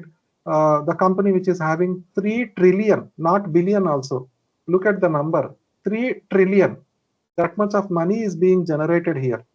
That is from NVIDIA company, followed by TSMC, where it is 768 billion, and then followed by Avago, which is 762 billion. Okay, and the trend continues. I mean, AMD, Qualcomm, Applied Materials, Intel. Finally, right, I mean, like we have Marvel, which is like $59 billion. Right, so least is 59 billion, highest is 3.0 trillion. Right, I mean, based on the market cap. Right, you can just imagine how much of money is getting circulated here. Okay, this is the data as on 07/23/2024, the latest data. Okay, now some of the VLSI foundries. Okay, we spoke about wafer cost. I mean, the wafer cost is getting increased day by day. Now, who are all the VLSI foundries, right, in the semiconductor world? Right, so we have Samsung, Global Foundries, right, and of course the giant is TSMC. Majority projects are done in TSMC because of its reliability, right? And then Tower Semiconductors, Fujitsu, UMC, right? So XFab, so many companies are there, I mean, which do the fabrication work. Again, the fabrication of the wafer is keep on increasing, okay, based on the technology node. Now, VLSI EDA companies, right? I mean, the majority are still like Cadence, Mentor, and Synopsys. Of course, we do have EDA companies from other vendors also, but predominantly most of the companies, they depend upon the these 3 main companies, that is Cadence, Mentor, and Synopsys, to implement those projects. Okay. Now, VLSI design challenges, right? I mean, what is the goal here? Designing circuits with increasing complexity in always shorter time. This is always the challenge, right? I mean, because as I mentioned, time to market, right? I mean, time to market is something where you have to release your product as soon as possible to market without compromising on the quality, without any issues. Okay, so this is the main challenge here. Okay, and how do you meet this challenge? Computer has to take over routine work. This is one option where majority of the things should go in an automated way. Okay, the user intervention should be less and computer has to take up more work. Deliberate the designer from unnecessary low qualification work. Shift of design activities to higher level abstract work. Computer has to support new design methods. So basically we are talking about improvising our work using the advancements in artificial intelligence, using the advancements in the mixed signal designs. Okay, using the advancements in the methodology which we are following. Okay, that is how we can reduce the cycle time of the entire implementation, and we can have quickly the design converted into finished product. Okay. Now, stronger market pressure. There is always a pressure, right? I mean, people are expecting more and more advanced electronic goods to be available in the market, in whichever segment. Okay. Now, there is always a market pressure which we have to take up, right? That is what we call it as time to market. Decreasing design window, right? I mean, we have less schedule to close on the product manufacturing. So decreasing design window and less tolerance for design revisions. Okay, this is where we need skilled, talented engineers, right? Because we have less tolerance for design revisions. If there is any mistake going on, we cannot go back and fix it and do the design revision again, right? I mean, we have to make sure that it is first pass silicon, which means in the first attempt only, when we do a chip implementation, it can be either design or layout or fabrication or packaging or testing, any of the domains in which we are involved into the entire semiconductor ecosystem. We need to make sure that flaws are not present. mistakes are not happening, and we don't have to go for design revisions in order to fix those mistakes. Okay, that is where we need to anticipate the problems. We need to know what is correct by construction approach. We need to take a proper data driven judgment when we are doing this activity. Okay, that's where more and more skilled professionals are needed. Okay, because of one reason is like increasing cost, another reason is stronger market pressures, third reason is less tolerance for design revisions, right? I mean, this is where Semicon Technolabs is working towards bridging this gap. Okay, now as exponentially more complex, greater design risk, greater variety, and a smaller design window. Okay, so this is where we stand as on today. Now, what does it take to design VLSI system? Right, from an idea, we write down the specification, and from specification, we have to understand where those specifications and sit into the system. And from there, we have to analyze how to implement that system. If satisfactory, then we will go for implementation and fabrication. Finally, we test it and release it to market. If not, again, we have to go back and analyze the system. So this is a very broad flow chart, I would say, how from an idea, finally we have the finished chip, okay, which is ready to go into the product, right? Now, applications and ideas, right? It can be any kind of idea, right? I mean, you can project an idea for any kind of applications or industries which we are into. Okay, so basic example like biomedical applications or automobile applications where we want to deliver a chip for some of the functions which we use in our day-to-day automobiles.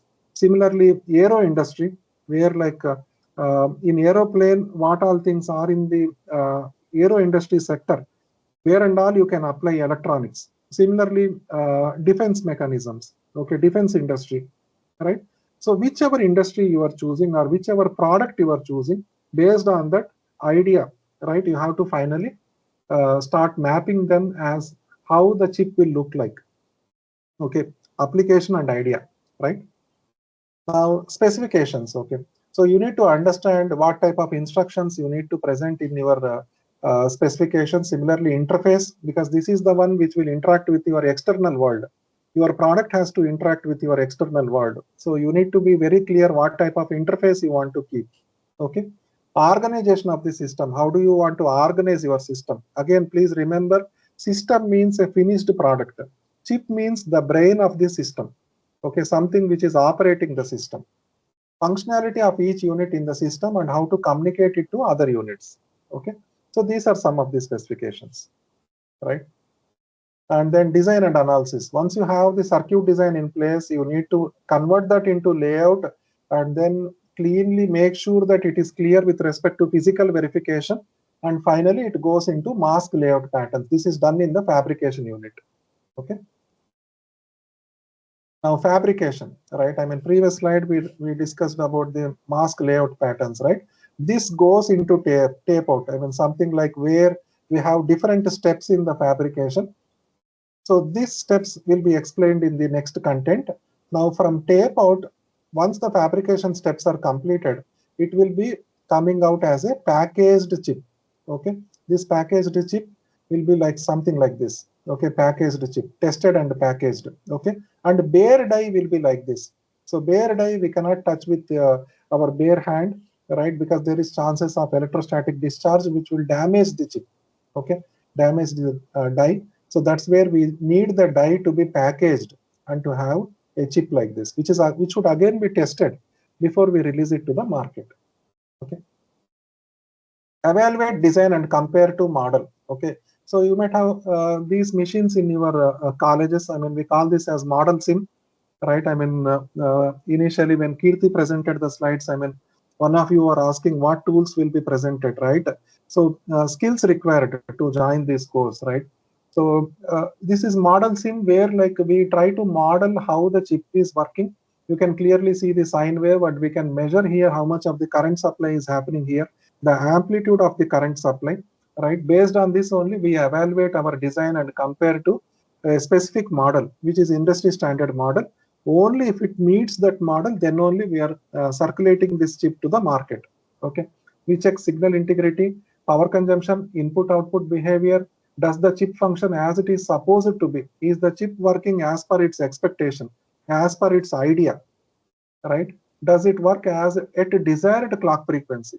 Again, I was giving example of Qualcomm Snapdragon, right? When we say that it is working at a gigahertz frequency, right? I mean, it has to work at gigahertz frequency. Only then can you expect the response rate, right? All these things, again, testing is a separate department where we use these kind of tools to test our devices, okay? And this is our device where we are testing it, okay? Only when it is passing, then it will be released to the market. This we call it as device under test, okay? Now VLSI design styles, okay? So what are the design styles we have in VLSI? One is full custom, another is ASIC, application specific integrated circuit, then programmable logic and system on chip. Now entire analog is dependent upon full custom, okay? This is where we work on the analog circuits because we have to start our work from scratch, from the transistor level. Unlike in the ASIC, where already we are starting the work with standard cells, right? If you remember one of the slides I presented about standard cells, we have where we have P-type and N-type transistors, and these two transistors are separated by the diffusion layer, okay? So similarly, so application specific integrated circuits, they use these standard cells to make the digital designs, okay? So for digital dominated designs, we go with application specific integrated circuit flow. Analog designs, we go with full custom and programmable logic. So I gave two examples, right? In the FPGA world, either you can use it for low cost systems like a doll, talking doll, where like we sell it only for $1, $2. So there we can use FPGAs which are programmable. Similarly, you can use FPGAs for prototyping of full custom or ASICs, okay? Because FPGAs are cheaper in cost compared to cost incurred for ASIC and full custom. And finally, system on chip, where multiple things can be combined. You can see here, combines other chips into one chip, include memory, CPU, and GPU, right? All these things can be combined into one SoC, okay? Now, these are different types of semiconductors, digital and analog. Analog processes continuous signals such as temperature, sound, and light, okay? Signal and power, measure real-world signals and convert to data, manages power in electronics, which is battery management, all right? Now, digital, it can be memories like DRAM, NAND, or it can be logic like GPUs and CPUs. Even these are again mixed signal. You need analog components here. And similarly, ASICs, as I was mentioning, ASIC is related to digital flow. So ASICs, and you can use FPGAs also to reprogram after manufacturing, and as well as you can use this as prototype to make sure that whether ASIC will work properly or not based on the idea. Okay, so this is how we have different styles to take up the project requirement. Okay, and different methods are associated with each of these design styles. Now let's go to semiconductor value chain. So we have design units, we have manufacturing units, we have chip units, okay, and we have EDA tools, IP segments, okay, generative value, right, where we have semi-cap, okay. So these will add additional value. For example, testing will be done. Wafers and chemicals, we are testing the wafers also, okay. Ion implant, which is one of the step in the fabrication. So this will add value to your product, okay.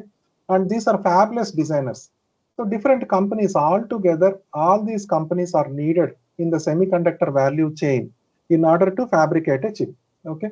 Now, Intel, Samsung, these are called as integrated device manufacturers because they have their own fabs. They do the design as well as they have their own fabs. Okay, that's why they call it as IDMs, integrated device manufacturers. But if you look at the fabless designers, right, they don't have their own fabs. They have to again go back to these fabs for manufacturing. Whereas for IDMs, they don't have to go back to these fabs for manufacturing. Of course, they can do it, but internally also they have their own fabs. So some chips they can design on their own. Some chips they can give it to fabs. That's where, like, if you see Intel, it can either do its own fabrication or it can take help of the fabs to do the manufacturing or fabrication. Similarly, Samsung.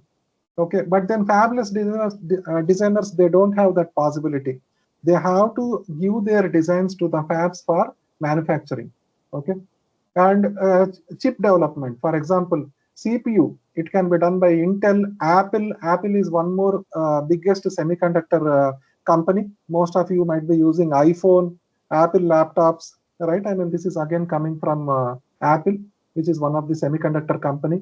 Then GPUs mostly will be done by NVIDIA, memories by Samsung, Micron, analog portion, main companies Analog Devices and Texas Instruments. These are old companies in analog design. And ASICs, this will be done by Google, AWS. Okay. Now, packaging, this is another important thing. Once you fabricate the chip, right, the die will be taken as input to the packaging unit, and packaging person will do the packaging. This is to protect the die from external world. Okay. And wafer fab equipment, these are needed for fabs actually. They provide different wafer fab equipments to do the fabrication. There are different steps in the fabrication. Okay. That is where if you see the wafer fab equipment and WFE, semicap, generative value, right? I mean, they are all associated to fabs to make the fabrication more and more yield enhanced. Okay, you need to increase the yield, which means chip is working as expected. Okay, that's where the semiconductor value chain will come. That's where like so many companies are working hand in hand in order to get your idea into finished chip. Okay. Semiconductor value chain, I mean, pretty much the same thing only, but then the fabless model, the supplier layer, the integrated model, right? Vertically integrated chip development, and then supplying both sides through all stages of chip development, and then in-house chip design with outsourced manufacturing. Okay, fabless chip designers, foundries, testing and packaging, raw materials and components. You need raw materials also, right, to fabricate. Silicon is one of the raw material. Then manufacturing, assembly equipment and ancillary fab services.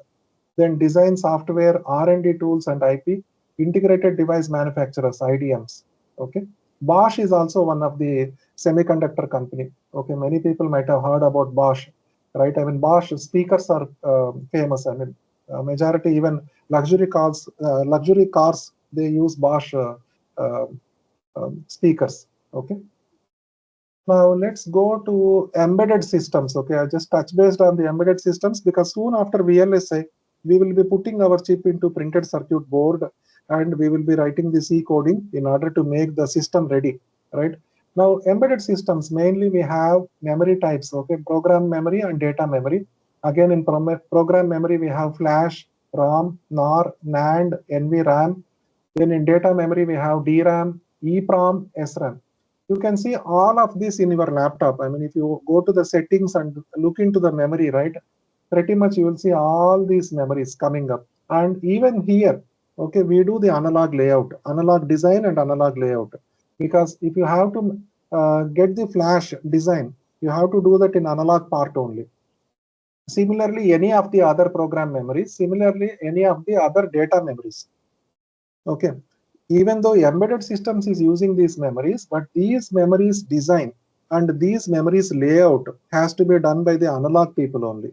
Okay, so that's where not just in VLSI, where we are doing analog on top designs, digital on top designs, analog and mixed signal designs, right? Even in embedded systems, we need analog people, okay, to design and do the layout of these memory types, which will be used in the embedded systems. Okay. So here also analog engineer skill set is needed, and we have job opportunities even in the embedded systems world as part of memory engineers. Okay. Now packaging, I just touch based on the packaging. So if you see 1970s and all the way, right, I mean 2010, right, so much of change has happened. Okay, dual inline package, quad flat package, small outline package, pin grid array, ball grid array, gradually quad flat no leads package, system in package, where like you are slowly integrating the chiplets. Okay, now we have 2.5D and 3D integrated circuits. Okay, now you can clearly see these are all the smaller chips which are integrated into single chip. Similarly here also 2.5D and now 3D integrated. Okay, so chiplets are being integrated here. Okay, chiplets means multiple chips into one single package. So packaging technology also has improved. And let's talk about intellectual property, IP, right? In order to reduce the market window, right, we need to depend on IPs. So IP, which is nothing but intellectual property, these are pre-designed components, may come from outside vendors or internal sources. We can even do our own IPs from the analog design and analog layout perspective. Okay. IP saves time, design cost. IP blocks must be designed to be reused. Okay.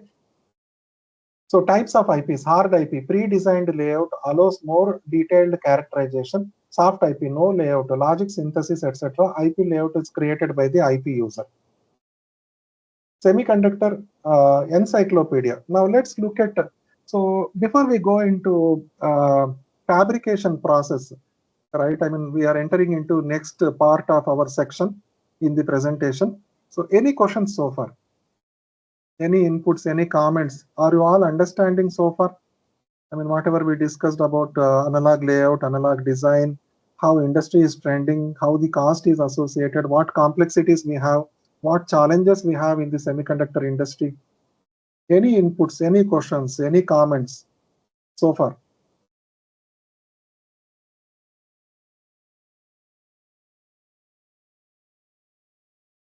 All good? Can any of you please unmute and confirm? Is it all good? All good. Yeah, All thank good. you. Thank you. All right. Now we are entering into the next section where we'll have the glance of how fabrication is done. Okay. So as I was showing in one of the other slide, how India is investing billions together and trillions together amount in developing the fabs at different locations like in Assam, Gujarat, Maharashtra, right? I mean, how fabs are coming up, how big giants like Tata, right, Adani Group, how they are investing money in India to come up with fabs, right? Because we do have design centers in Bangalore, Hyderabad, Chennai, Noida, right? I mean, we have design centers, but the place where we are lagging is fabrication. That's where India is coming up with multiple fabs, right? And gradually down the line in another 5 to 10 years, we should have our own fabs where we can fabricate chips within India. So finally, we can provide final product to the customer instead of depending on outside fabs, okay, to get the fabrication done.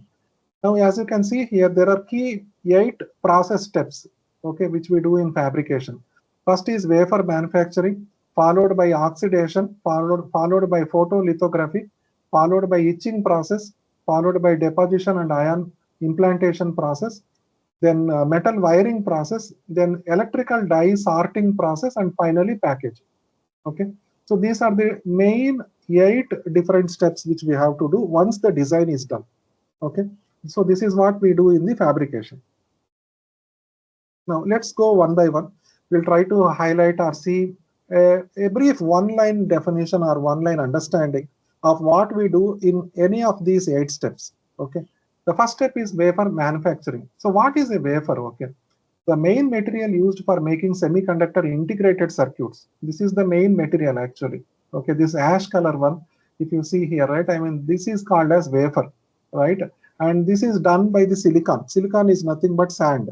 Okay, so through sand, we try to come up with wafer. On this wafer, we are trying to do IC fabrication. So we'll go through that in the next steps. But whenever we hear a word called wafer in the fabrication, the wafer is nothing but main material used for making semiconductor integrated circuits. Okay. Now, if we go to the next step, oxidation. What is oxidation? The process of making the foundation of a transistor by forming a silicon oxide film, SiO2, on the wafer surface. So you have a wafer. Okay. Now, on top of the wafer, you need to come up with transistors, right? Because they are our building blocks. If you have played the Lego game, right? I mean, we had the Lego game, right? So similar to how you have Lego blocks, right? Same way in VLSI, we have transistors. So these transistors are the building blocks to form the gates, followed by the standard cells. Okay. Now, how do we come up with the transistors? That process is called as oxidation. right? And we need to create an oxide film called SiO2. And how we do it? Using oxygen, wafer, water vapor, and water wafer. Okay.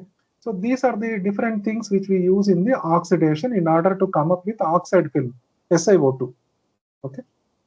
Now third step, photolithography.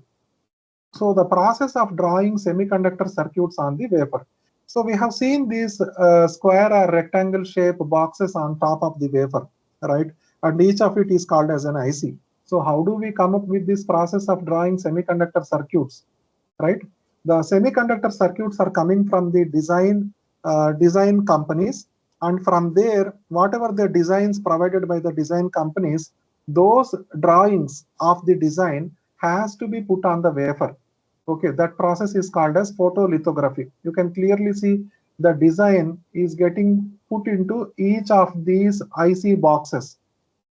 Okay, this process is called as photolithography. The process of drawing semiconductor circuits on the wafer. Then etching process. What is etching process? The process of making patterns that form the semiconductor structure, right? Removing parts other than the necessary circuit patterns. That is etching process. Okay. Now, photoresist oxide film wafer. This is exposed, and then photoresist oxide film wafer etching. You can clearly see unwanted oxide film is removed.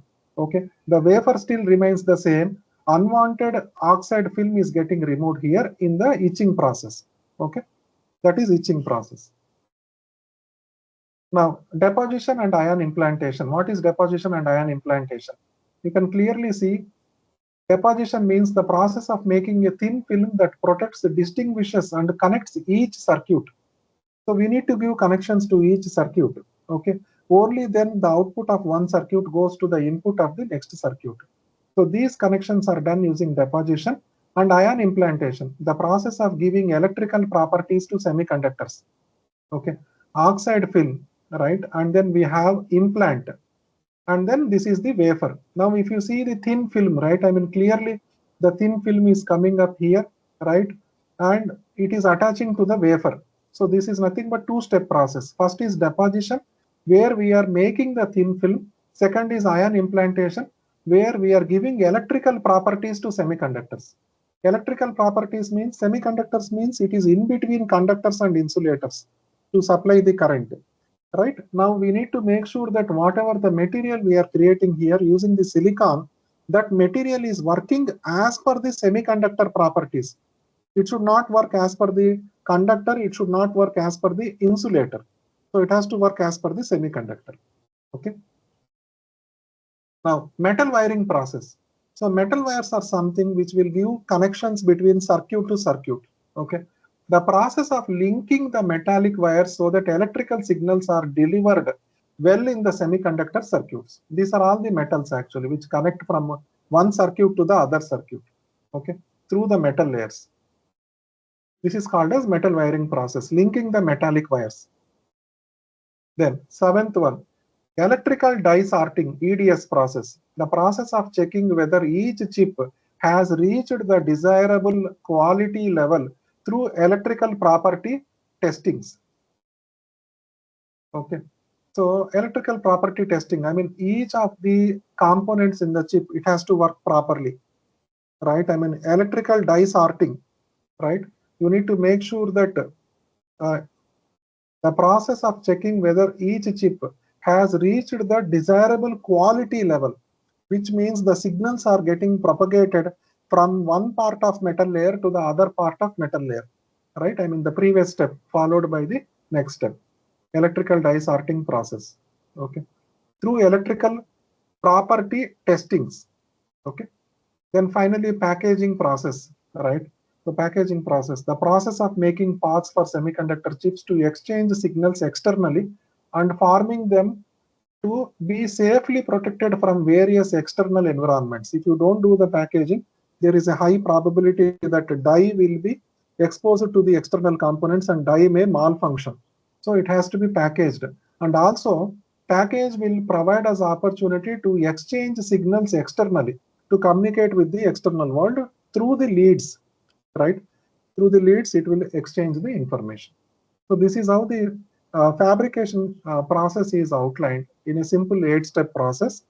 Now, if you look at the wafer, right, the chips which are present at the edges of the diameter, they will have lower yield compared to the chips which are present at the center of the wafer. They will have highest yield, right? Now, to overcome this, right, I mean, so many changes are happening in the fabrication unit, right?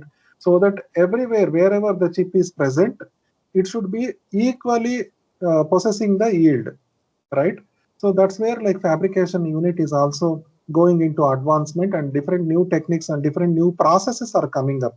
Like gallium arsenide is one such process, right? Gallium silicon is one such process, right? Bipolar CMOS is another such process. Okay. The main intention here is to increase the yield. Now for FinFET, we have a slight drawback where yield is lesser compared to CMOS. That's why we are still depending on CMOS, because finally we need yield. Now what is yield? Yield is nothing but whether your chip is working as per your expectation, right? That is nothing but your yield, right? Now let's go to the next section where we are discussing about analog full custom flow, and we'll also touch base analog coursework which we are planning to provide in this course, right? And how Semicon is trying to bridge the industry gap. Okay, we'll go through all those things in this. I would say like and I mean like close to last section of this presentation. I mean this is the last section what we have. Okay, so full custom IC design. As you can see, first we come up with specification, which is nothing but your idea converted into system specification. Okay, so you have an idea of doing, let's say, analog and digital image processor. Okay, where you are doing some CMOS image processor. Now that idea has to be mapped into specification. Okay, system specification, which we can take forward. Now the system specification contains your functionality or your idea. Technically you have written down your idea. That has to be mapped into architecture, where you are exactly defining your supply voltage, temperature in which your chip has to operate.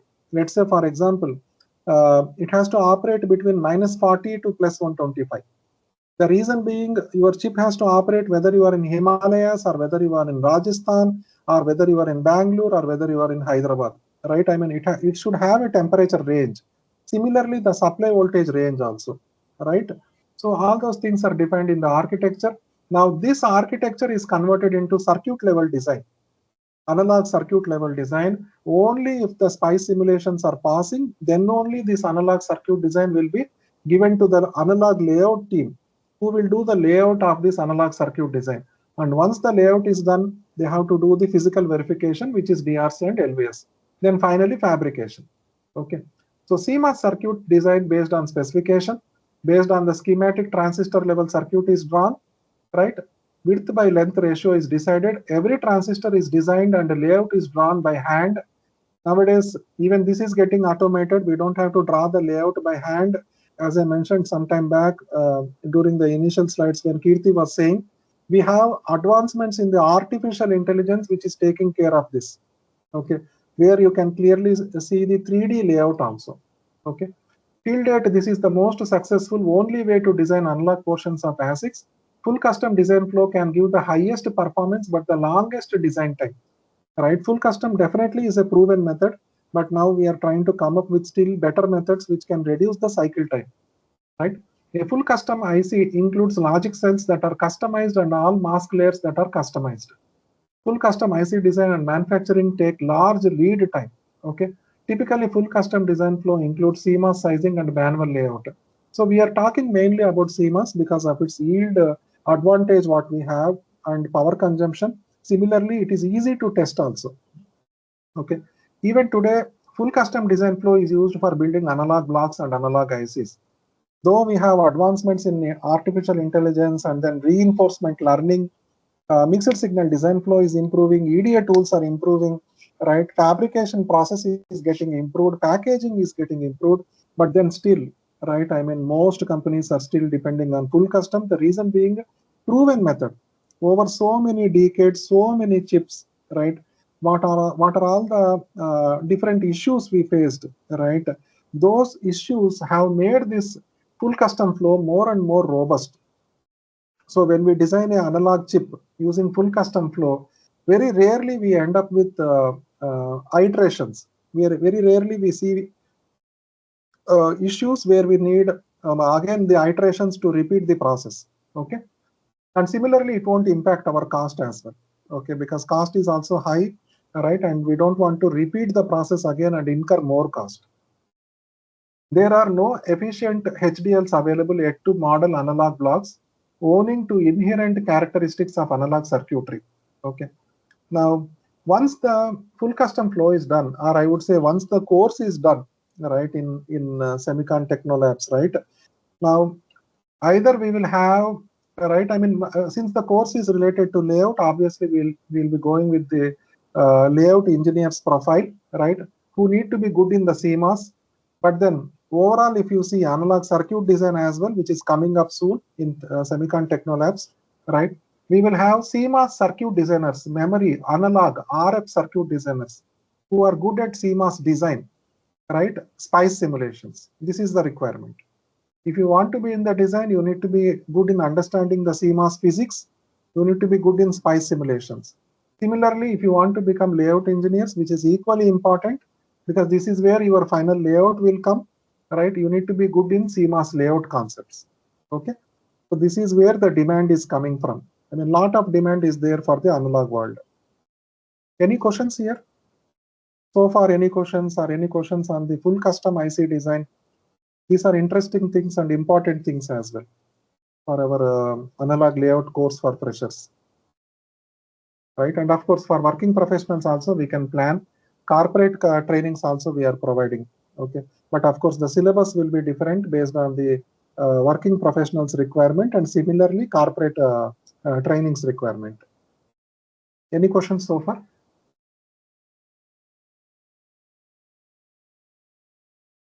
All right, if no questions, then let's go to next slide.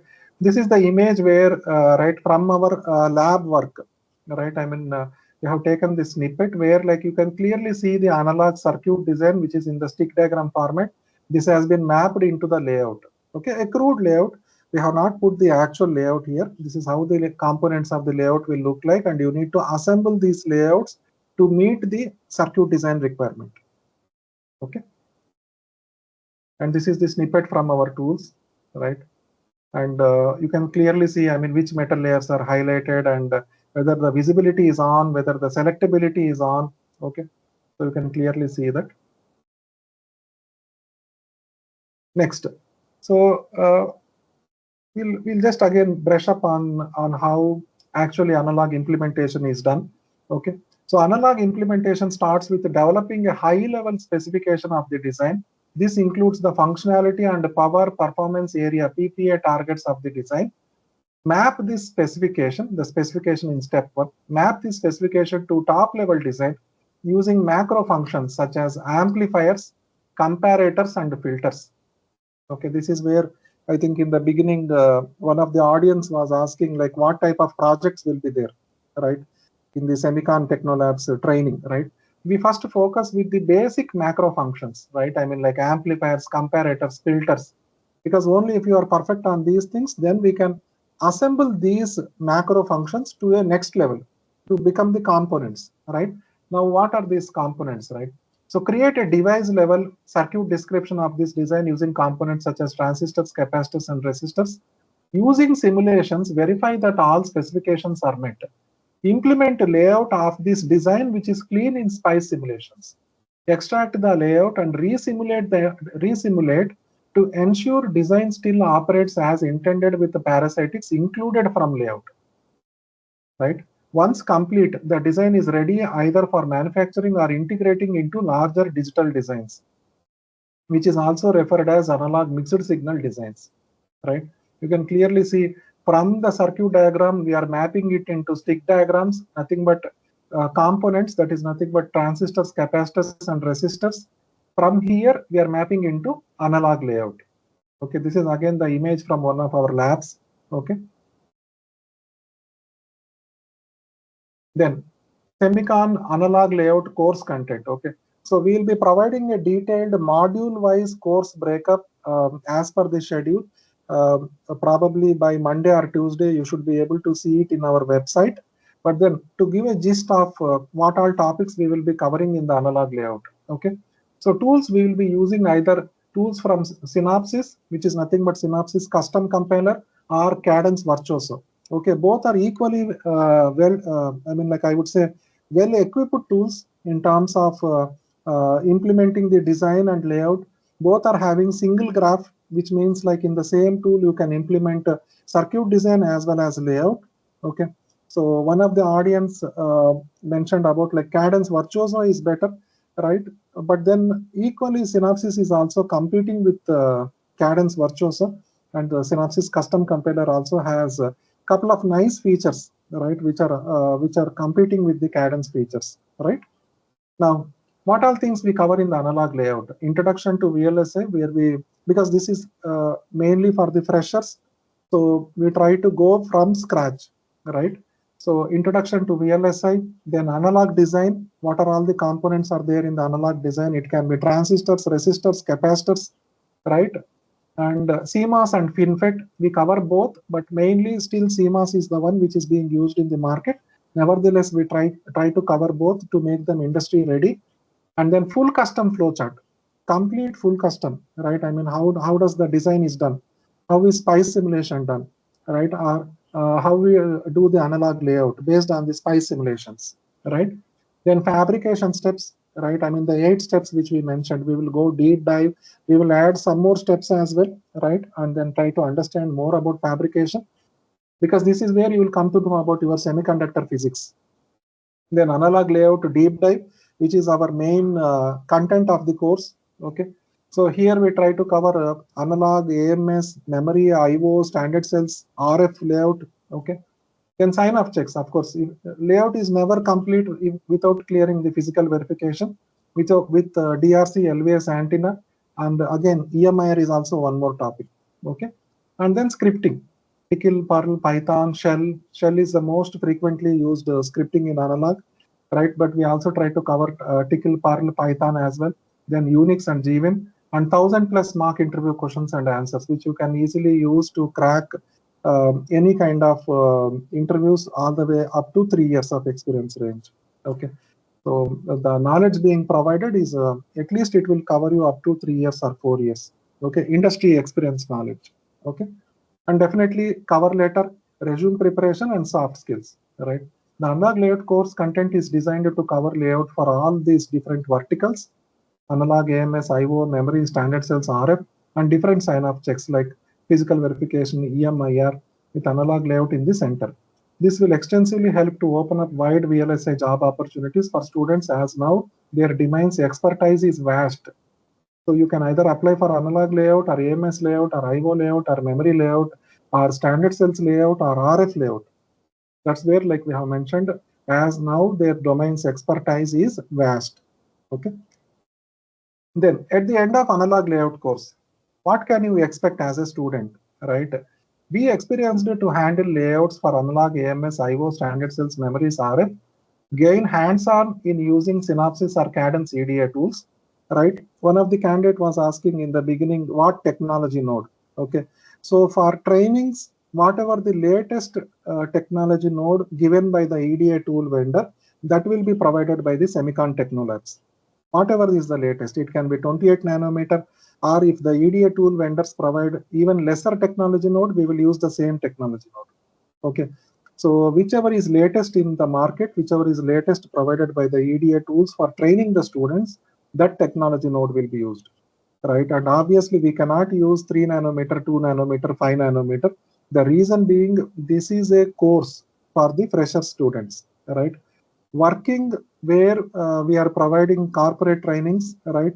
And we have authorization from the EDA tool vendors to use lower technology nodes, right? I mean 2 nanometer, 3 nanometer, 5 nanometer, right? There definitely we will go ahead with those technology nodes.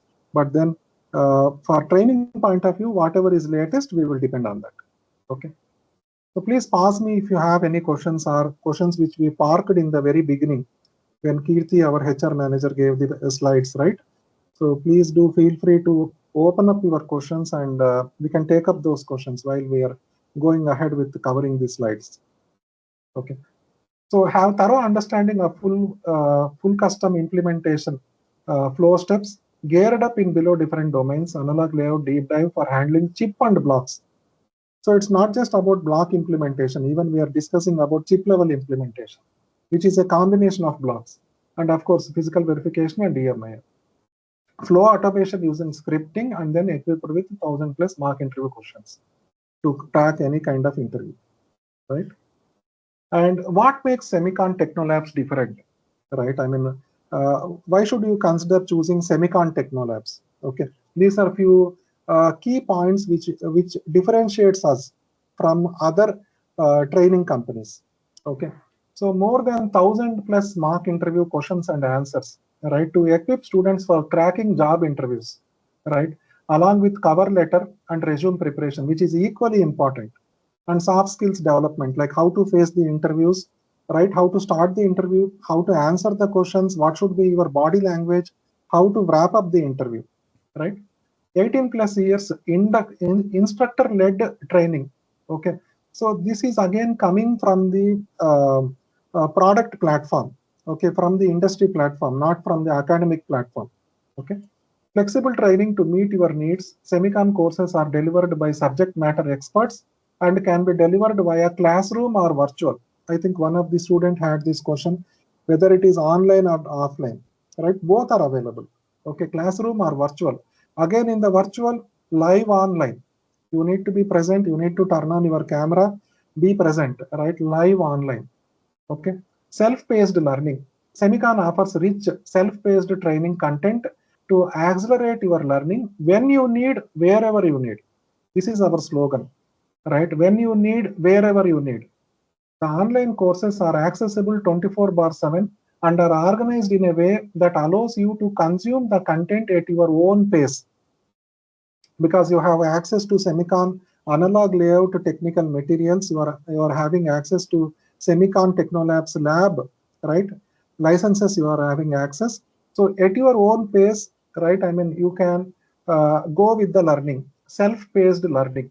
Okay. Synopsys and Cadence EDA tools set for mastering best of both worlds and be industry ready to jumpstart career in VLSI. Weekly assignment tests and one-on-ones to track and make suitable adjustments to the progress of learning and mastering analog layout in VLSI. 1 year technical ramp-up support till you get placed, even if your course is done.